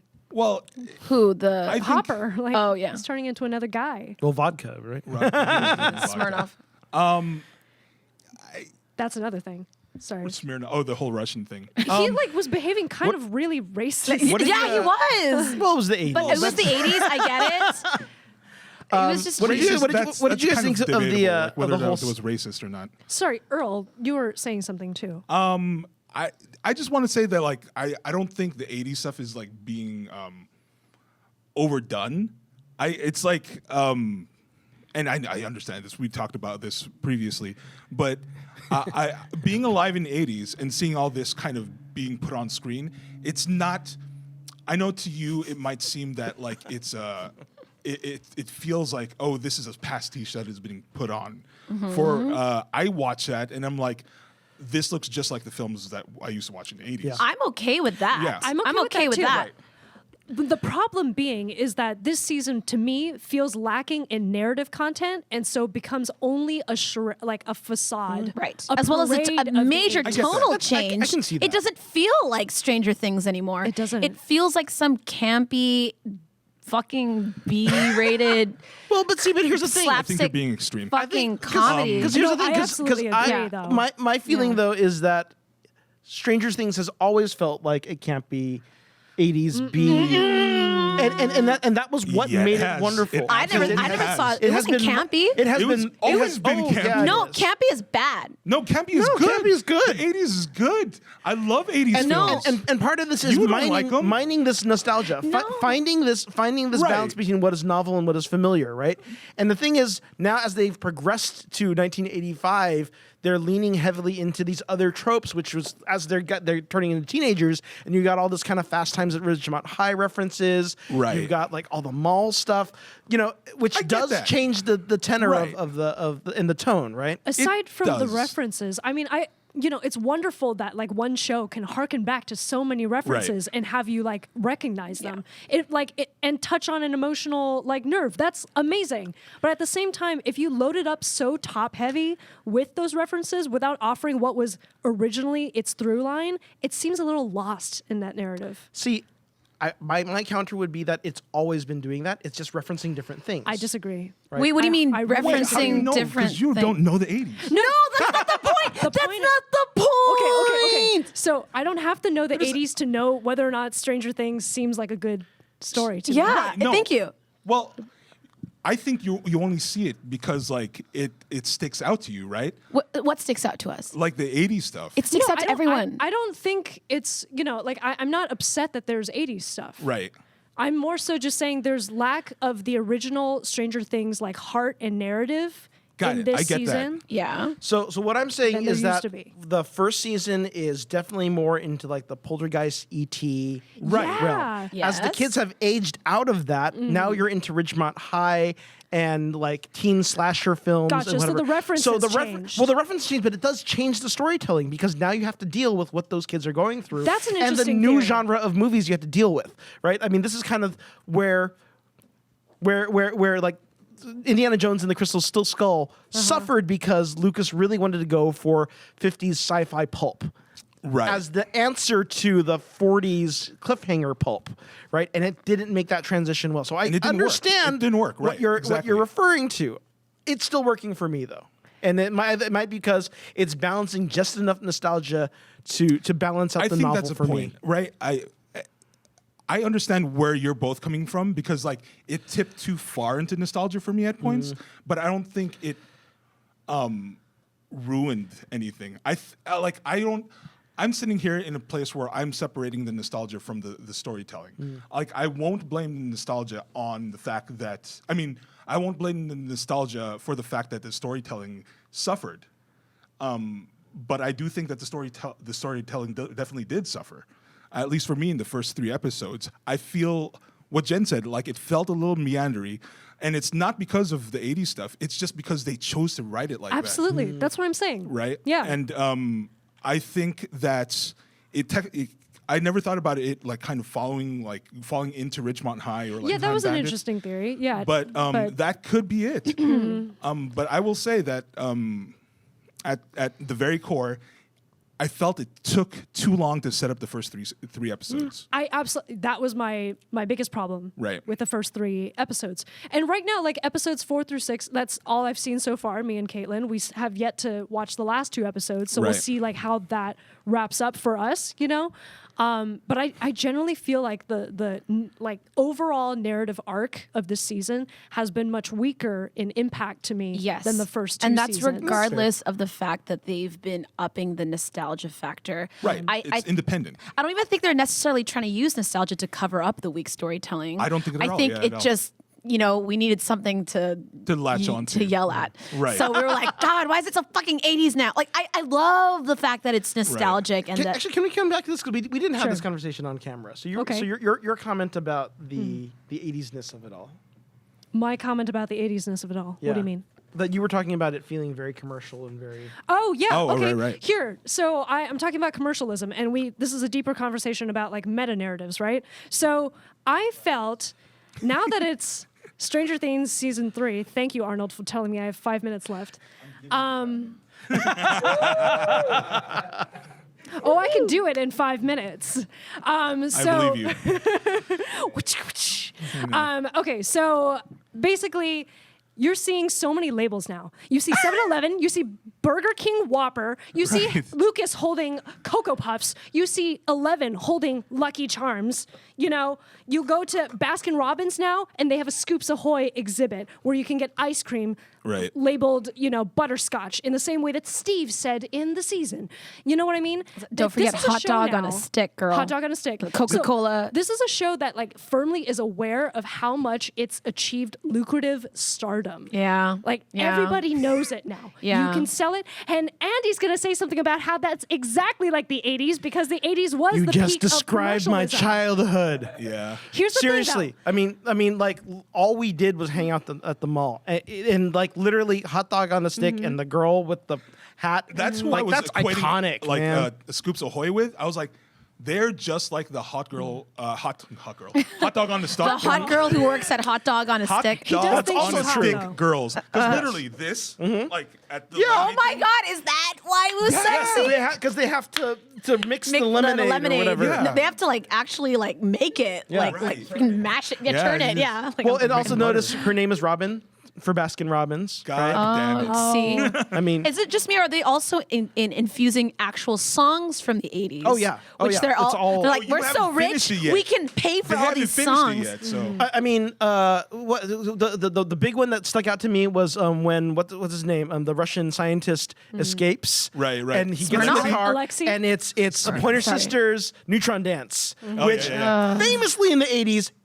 There were like 3 or 4 movies, major action films that had massive like car chase scenes to that song, and of course that was a setup because I'm like, oh, Right. they're doing Neutron Dance, they're gonna do the car chase Here, again- and then they backed off of it. Here, Aaron again, Davis I'm- in chat says, new Coke. Yes, new Coke. Yes, Go ahead. new Coke. Yes, new Coke. Okay, so here's me, and I'm about to say that there's no problem with mentioning logos, but you know, doing it in such a smart way that will further along the story. Right now, it seems as if they're simply holding it in Yeah. front of the camera so that they can actually use this show to sell that product, and Yes. you know that they are. It's logo I porn. think, know what I mean? I think it's a story plus for them because that's really what it was, and it was. This is 1985. Yikes. This was so. Remember, 1985 was around 1980. We can't remember. We weren't there. Was when they changed, when Ronald Reagan's administration changed legislation so that you could actually do toy associated programming. That was a Sure. new thing. So I mean, And all there's programming. tons of toy. Yeah, I mean, Transformers and G.I. Joe were created, He-Man. and He-Man because of that. Right. So like everything, MLP. there was a huge war over if you were a Coke person or a Pepsi person, and that's why New all Coke manufactured. Yeah. came out because Pepsi was the choice of the new generation, says Michael Jackson, and Ray Charles and Stevie Wonder. Like, I'm right? not saying it's a good thing, like societally, but It was a sign of the times. It is it's very accurate to The what- thing is, if yeah. it were, we're looking at the way it's used in the show. Right. If it were a sign of the times, it would not take so high of a front seat, I think. They're trying as too it does hard. now. Right Yeah. now, they're trying very hard in order to actually sell those products. It is not being self-referential. It is actually doing the same thing that it did before, ding, ding, ding, which ding, ding, ding, means ding. that it doesn't have enough depth. Honestly, it just turns this into I think another the 80s didn't commercialized have product. enough depth, though. No. Yes, Let's yes, yes. Let's yes. not skirt the issue. Yes. I remember my Yes. friends, like But my the women Goonies- friends with their Aquanet hair and their hoop earring. I mean, it was But like this there is was not a reflection flamboyant time. of 80s movies. This is a reflection of 80s culture. Yeah, And that was 80s it culture. absolutely was. I will You know say it what? again. I'll say this. I'll counter this.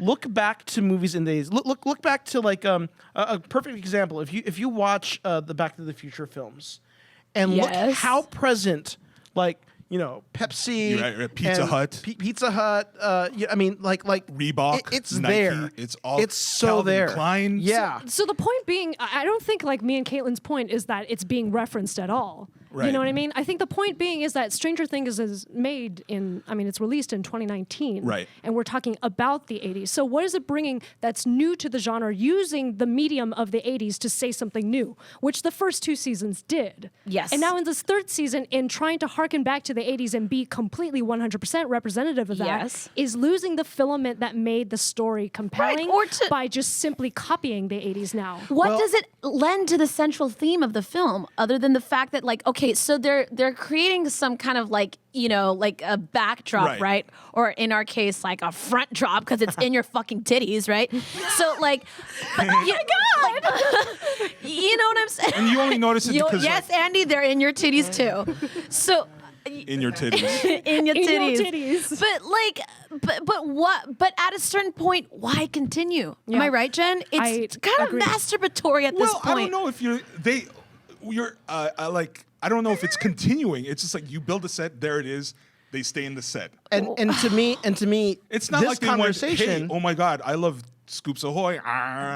Like every 5 seconds. That's absolutely not what the case was. And to me, honestly, this conversation is indicative of what it's saying. It's saying that the 80s were super superficial, and that this like hyper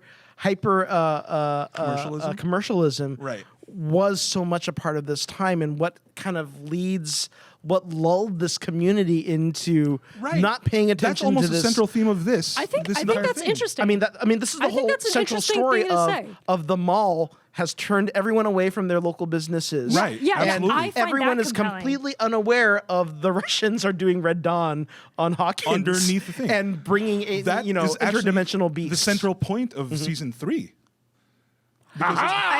Listen, okay. I think I just had this realization.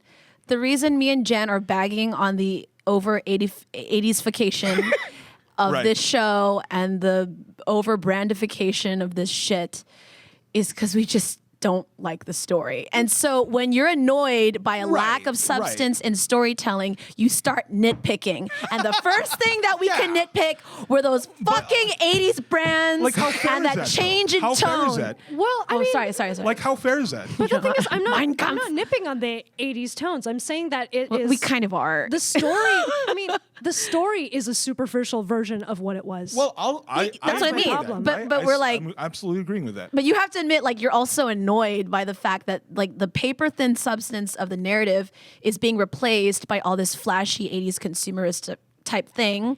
And Sure, And yeah. and now maybe in our heads we're thinking like, oh, they're trying so hard to entertain us now by shoving the 80s nostalgia in our face instead of concentrating on the heart of the story. And moving right? away from just featuring the nostalgia, they've also featured nostalgia in and of itself in the world of Stranger Things. Notice how many flashbacks you've seen in season 3 of previous seasons. Right? Yeah. They're almost using like your love that you've developed for the characters from past seasons to try to earn your devotion throughout this superficial. Wait, you don't like that? Just a, I hate that. Oh, because it's lazy storytelling. It's lazy I storytelling. see. Okay. I think that's established I think character, it though. works because Yeah, of yeah. the nature of like the hive mind. Oh, Okay, yeah. Absolutely. There's next This week. is a longer conversation. Yeah, it is. Yeah, it yeah, is. yeah. We can get drunk tonight. I'll did you how about have this? one, I'll Robbie? make the one last comment, then let's move on. I think this is also kind of what we talked in our pre-production meeting about how much 80s nostalgia is really informing the storytelling or not informing the storytelling. And I think this whole conversation is another example of just how generationally it's just different for everybody, right? So as opposed to people that lived through the 80s and opposed to people that didn't. So it's just a very, very interesting conversation.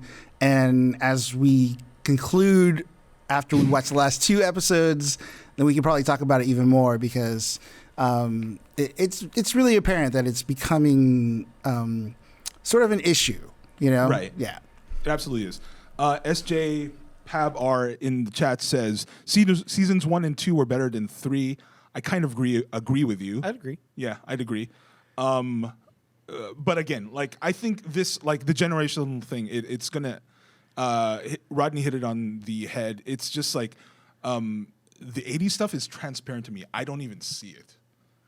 Like, but for you guys, you absolutely see it. But the thing Don't is, tell me you don't see hold on the though. 80s. Like I don't take issue with the 80s stuff. no, That's no, not no. what I'm trying to Same, say. No, what I mean by it's not even necessarily taking issue with it.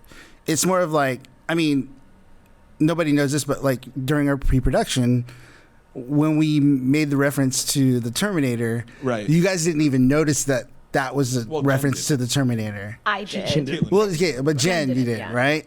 So, I mean, I'm talking about like the stuff like that. That's just some of the stuff that really kind of Like picking up on the stuff that's dropping down. yeah, picking out because it's literally like okay. So, for instance, that's because if not we live through the '80s, right? And again, this is I'm not That's what I'm saying saying. I'm not saying it is We're talking one about two way different or things. the other. Yeah. I'm not saying it's one way or the other. I'm just saying that there are certain things because we grew up in the '80s that we literally subconsciously or even consciously already know Okay. I believe you. all Yeah. that stuff. Denying And that. And I guess what I'm saying that it affects us as children of the '80s. Well, and it also- and gives you a bias towards loving things that are nostalgic. Thank you.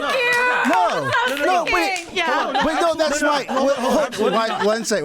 But no, that is precisely why I wanted to bring up that question.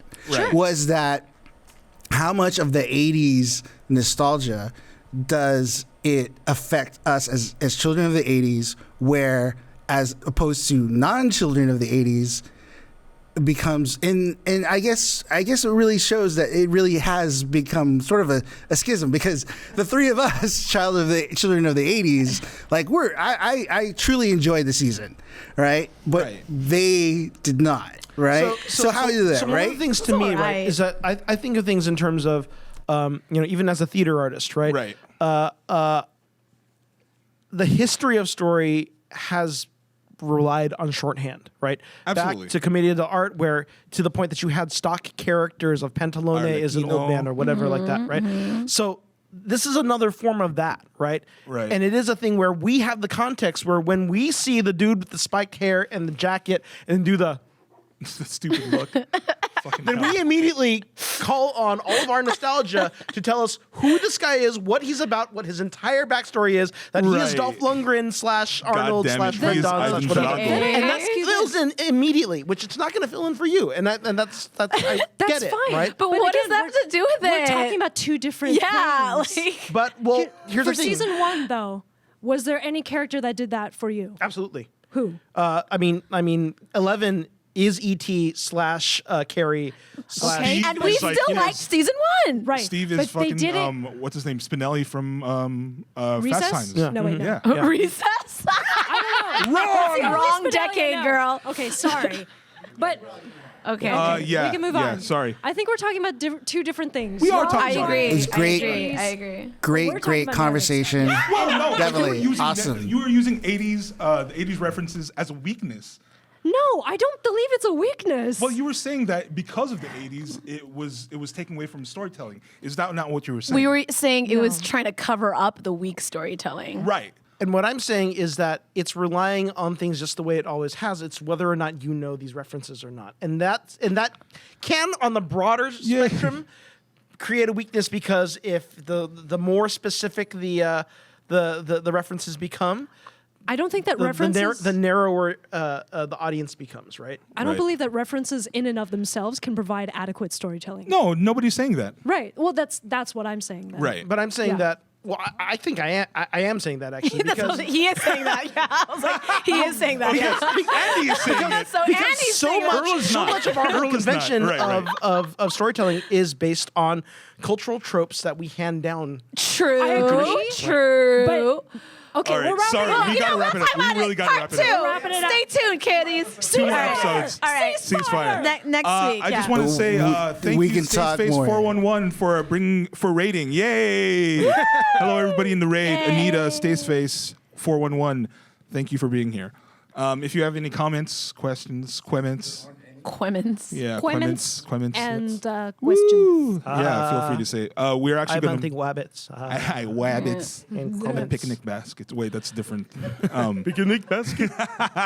So we will be talking about the last 2 episodes of Stranger Things come next week after we're all recovered from San Diego Comic-Con, hopefully.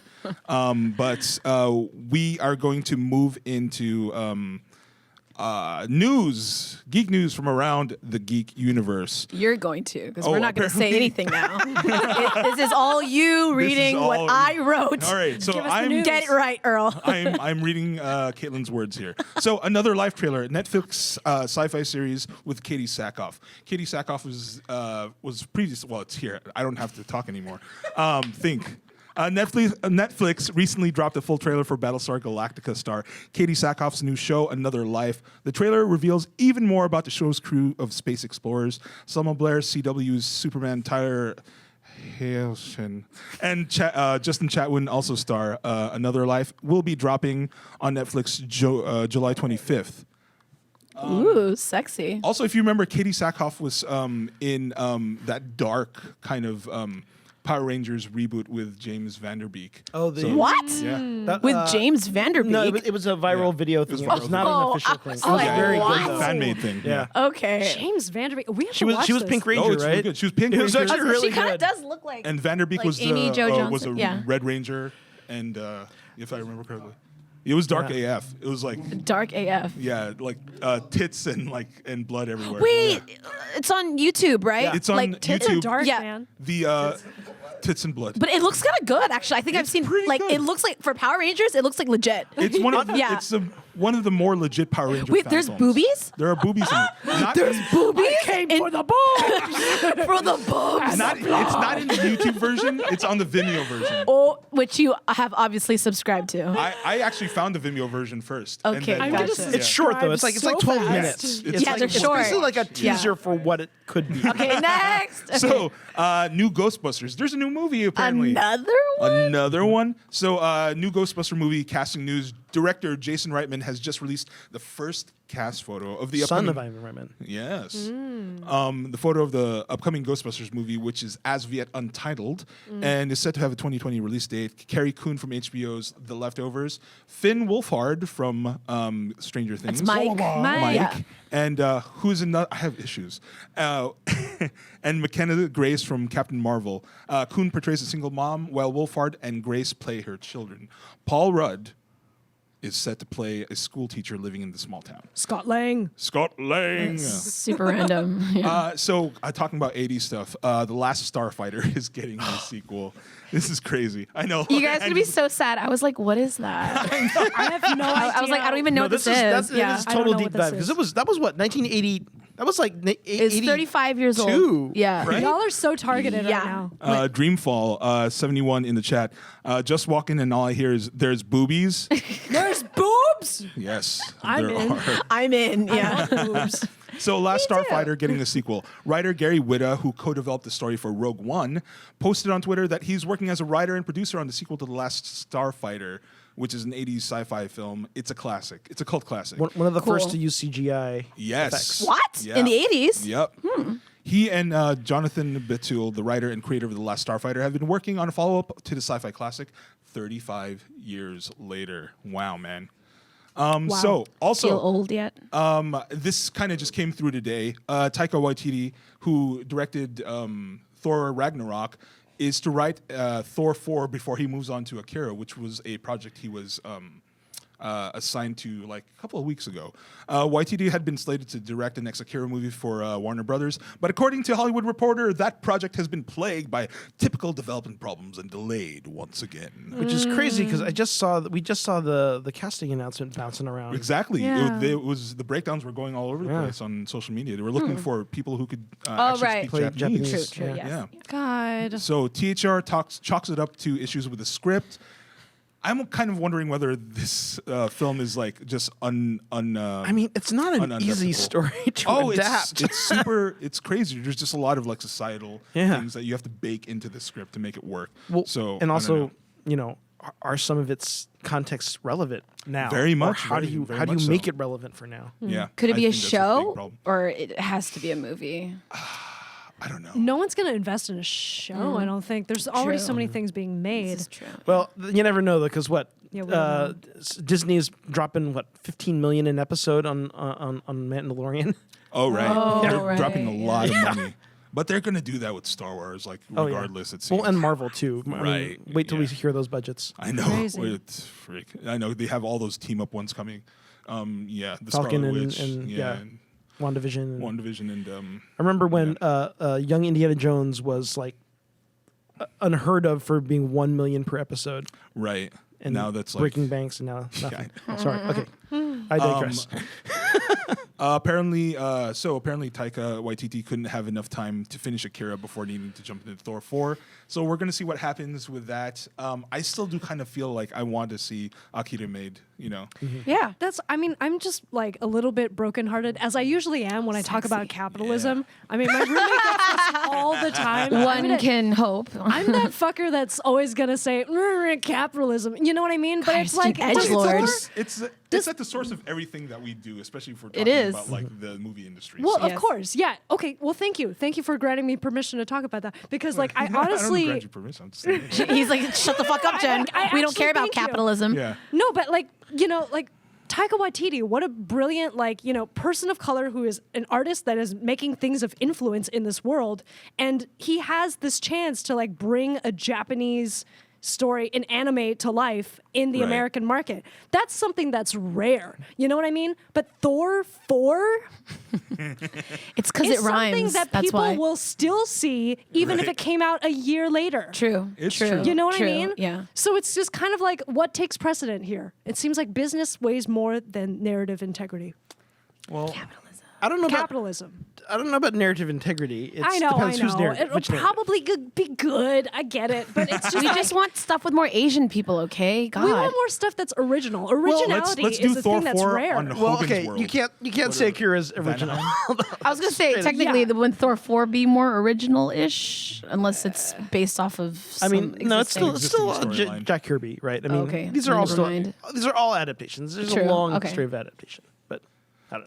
Yeah. Well, we'll see there's what that. happens. Hopefully, I, it's, I actually wonder if Thor will still end up in Guardians as Guardians of the Galaxy 3. Asgardians. Right. As That's right. Guardians. Hey. We'll see what Anyway. happens with that.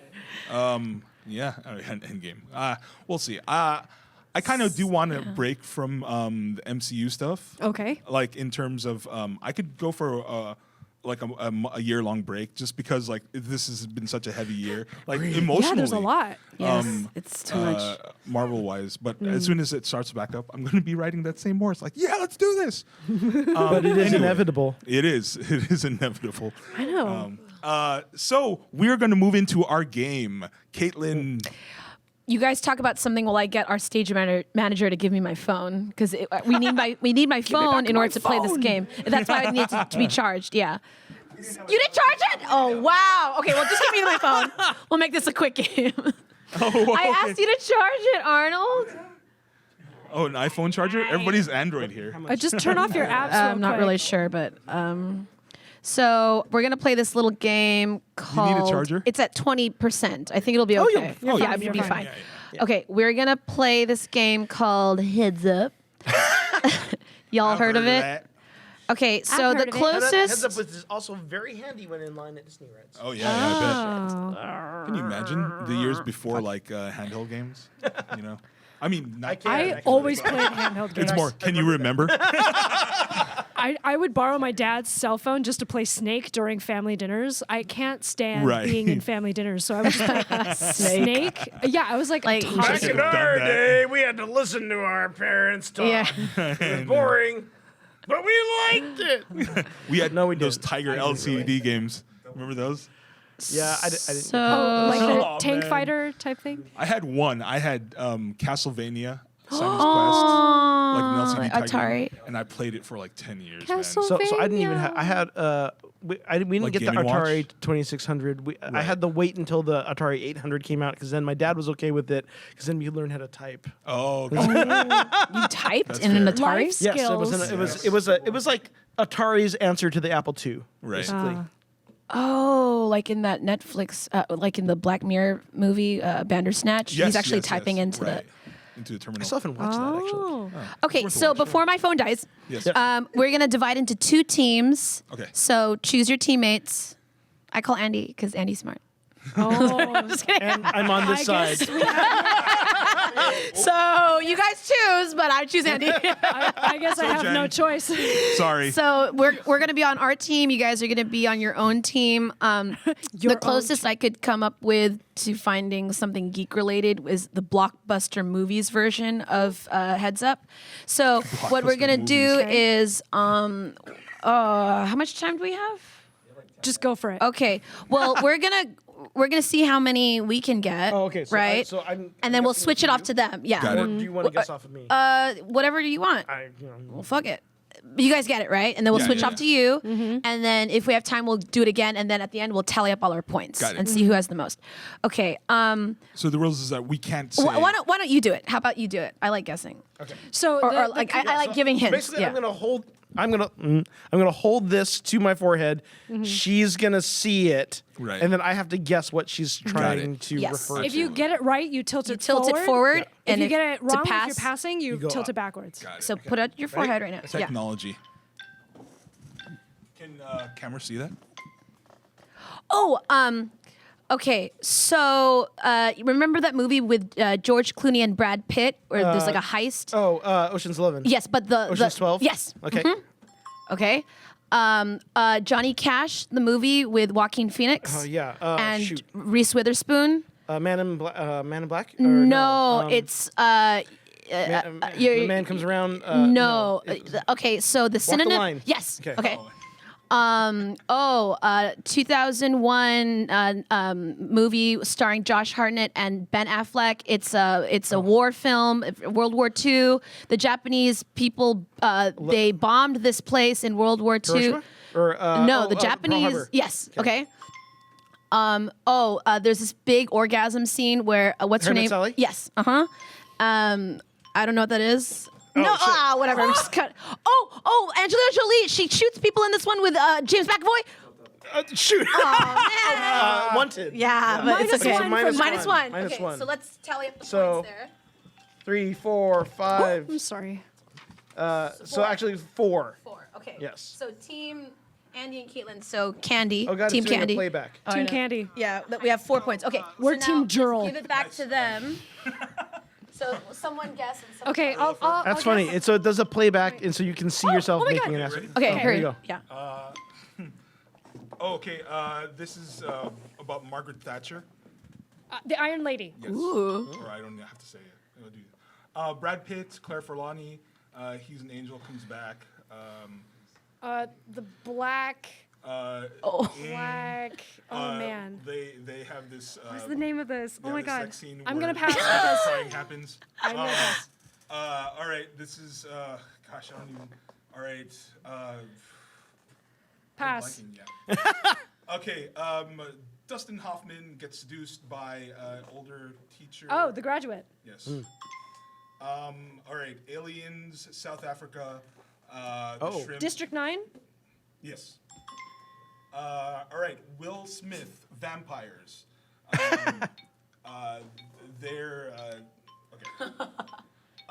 This was at East West Players just recently. Musical. Mia. Okay, so count the points. I think we have right. time to keep going, actually. Yeah. Oh, I'm scared. I don't want to guess now. You're I'm fine. scared. Oh, we have 3. Can Oh, we yeah, switch sorry. states so Sure, that they can yes, speak? okay. Yeah. Okay. Oh, I think you guys got And then- more than that. No. Okay. Well, we got Mamma Mia, but it was after the Oh my rest. gosh, Right, I'm right, scared, right. I'm scared, I'm Okay. scared. Here we go. Scared. Okay.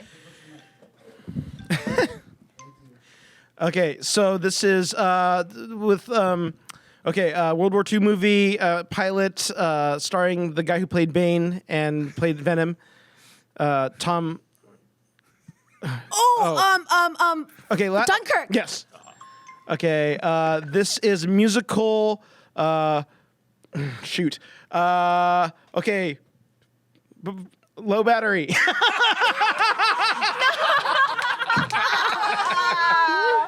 We have to start Saved. over. We'd be awesome No, we have to if start not for low over. battery. When it notifies low battery, the game stops. So. Oh no. It's a little I think we pause? should just keep going. Yeah, we have to start over. Okay, we have to start. Okay. Damn it. Okay. Right. Okay. Better this time. Better this time. Okay. Okay. This is okay. Chow Yun Fat and Michelle Yeoh martial arts movie. Oh, Rick Crouching Dangley- Tiger, yes. Hidden Dragon. Okay. This was the Seth Rogen movie. Superbad? No. The title is like when you have a baby, or when you're gonna have a baby. Knocked Up. Yep. Oh, what the shit? Okay. Okay. This is the M. Night Shyamalan movie. The Village? Aliens. Signs. Yes. Okay, this is Don Cheadle was in this movie about Hotel racism. Rwanda? A bunch of people all come Hotel together. Rwanda? No, a whole bunch of people all having their own problems. Fuck me. Some of them are It's not racist. Hotel they all get Rwanda. together. Okay. This is God. Okay. I don't know that one. Shit. Indiana Jones, first movie. The Raiders of the Lost Ark. Yes. Okay. Okay, all right. I think that was 3. Okay, I think that was 4 actually. Last three were like. Oh, Out of Africa? Oh, you still got 4. We got 4. Yeah. Damn. Okay, we really got to bring our game up, man. You got it. You got it. We got this. We I got love this. that this is a replay, I know, and isn't you it can great? watch yourself. Yeah. Okay. Okay. Hurry. Okay. 2, 1. Okay, so Christian Bale is a killer. The Machinist. American Psycho. Yes. Pass. Oh, it's freezing. Oh, okay. Oh, you didn't get that Oh, one? this one is Jennifer Lawrence in that weird art film that she did that didn't do that well. Silver Linings Playbook. No, No, the that- weird that- art that did film really well. That did not. Darren Aronofsky Oh. has it. Mother. Oh, okay. So Madeline L'Angle novel, really, really great book that was turned into a movie that was not that great. Swiftly Tilting Planet. Or, No, the first one in the series. Wheel of Time. Not Wheel of Time. God damn it. What is that called? Blanket. Your nerd card is revoked, Earl. What do you do to make a tesseract? You make a black hole. God damn it. To make a tesseract? yeah, for I'm gonna hate Tesseract. myself. I'm gonna punch myself. Just keep going. Yeah. Just keep going. Okay, so What the fuck was it called? wrinkle in time. Yeah. Okay, wait. Earl. Oh, so the that was second one. That was one. plane. Yes. Oh yeah. Get off my plane. Get off my plane. They got to do with the pointing. Oh yeah. American President. No. American. No, that was That's one. Mark Douglas. Christian Bale is a killer. The Machinist. Patriot Games. Okay, so I think what that was the called? third- Executive Order. Air Force One. Air Force One. God damn it, it's one of those. I think that My head is a the jumble. third round can be the tiebreaker. Okay. So no, but if they catch up, or they could beat us, because right now it's 8-4. A Wrinkle in Time. A Wrinkle in Time. Okay. Sorry. No, it's all good. All right, phone doesn't die. Sometimes Okay. I'm not good at this. Here we go. All right. Oh gosh. Okay. Oh, Toothless is a mythological creature. Train Your Dragon. Yes. This is a recent film that came out. It's like circus performers with Hugh Jackman Great and Showman. Zendaya. Yes. Alicia Vikander is the latest incarnation of the, Earl is on this video game. He used to be Angelina Jolie. Tomb Raider. Yeah, sure. Okay. The opposite of bad guys would be a famous Good film. guys? Not good guys, but famous film, I think from the 80s or maybe early Good 90s. Good Will Hunting. No. Oh, I know. But Times. Good, Good Burger. just Good. go on. Good burger. A horror film where a chick, she kills everyone at her school because she's been bullied. Carrie. Yes. Okay. Okay. Ah. Forward. Fuck it. What was the one I missed? Goodfellas. Goodfellas. Goodfellas. I tried A not lot to of good say movies. it. All right. Gourdfellas. What did they get? 24. Okay, so they got 12. Okay, so Okay. you guys might win if you can get 8. All right. Or 9 Earl. actually. Get Or on we it. can Get on tie it. if you can get 8. Mike. So this is a film with a superhero. It's the second one. Michael Keaton. Superman returns. The before that, it's an animal. He flies. Okay. Roald Dahl book about a guy. He has a place where he makes a lot of confections. Charlie and the Chocolate Factory. Yes. No. Okay, good. Leo DiCaprio. Catch Me If You Can. No, Departed. his early film. He plays this. What's kid. Eating Gilded Grape? Yes. All right. A Harrison Ford movie about an archaeologist. Second Indiana film. Jones. Second film. Oh my God, what is it called? I don't know. All right. A movie about Darth Vader. Second film as well. Oh my God, Empire Strikes Back. Yes. What is that? That's an episode of Star Trek to me. Well, it was a good game, you guys. Listen to me, live longer. Oh, Batman Returns. We so win. Superman Returns. And you're like, it's an animal. You said Michael. It's an animal. God. Michael Keaton. Yeah. Okay, well, we got 3. So- Wally. Wait, what did you say about Wally? I didn't get Wally. You didn't get Wally? It was there. I think it might have gotten. You like, might have accidentally, yeah. Oh, man. Okay, all right. Well, Well, there we are. That was fun. So me and Andy win. What was the final score? Do you have to rub it in? No, I'm just because Arnold asked. Arnold 7. asked. You got 3 on that last 12 to one. 7? 12 to 7, Oh, that's not yeah. bad. 7. That's actually not bad. You yeah. don't need a pity Yeah. app us. It's okay. 12 to 7. Okay. We're, Sorry, we're I've lost adequate games. people in it. Oh, I won a game. Dude, Andy, I never win games. Yeah, like I actually won a game this time. Complains about herself not winning at games. so this is a good night. Yeah. So next time we're going to come back with a vengeance. Yeah. So next time we'll play this game. What is Yes. this called again? Heads up. Heads up. Old man Earl doesn't know things. So What is Yeah. this Yeah. called again? yeah, what is it called? It's Pangeekery, fool. Oh, that's where I am. There's also one where you actually do like charades, and of course it's recording you, so you have video evidence. Oh, Yeah. yeah, where you're Charades. supposed to move Idiot. stuff. Right. Yeah. I would do that, but our listeners, they can't really see. They can't see anything. So Yeah. Well, that's it for today's show. I want to thank Andy for being here. Thank you for being here. Thank you joining for us. having me. Yay! Thank you to the cast and the crew. Hit us up on all our socials.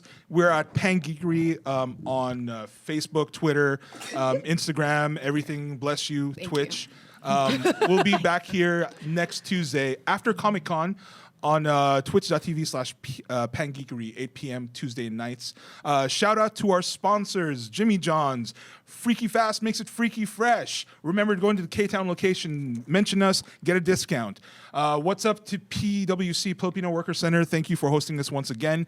And we will see y'all next week. Well, That's it. Oh, yeah.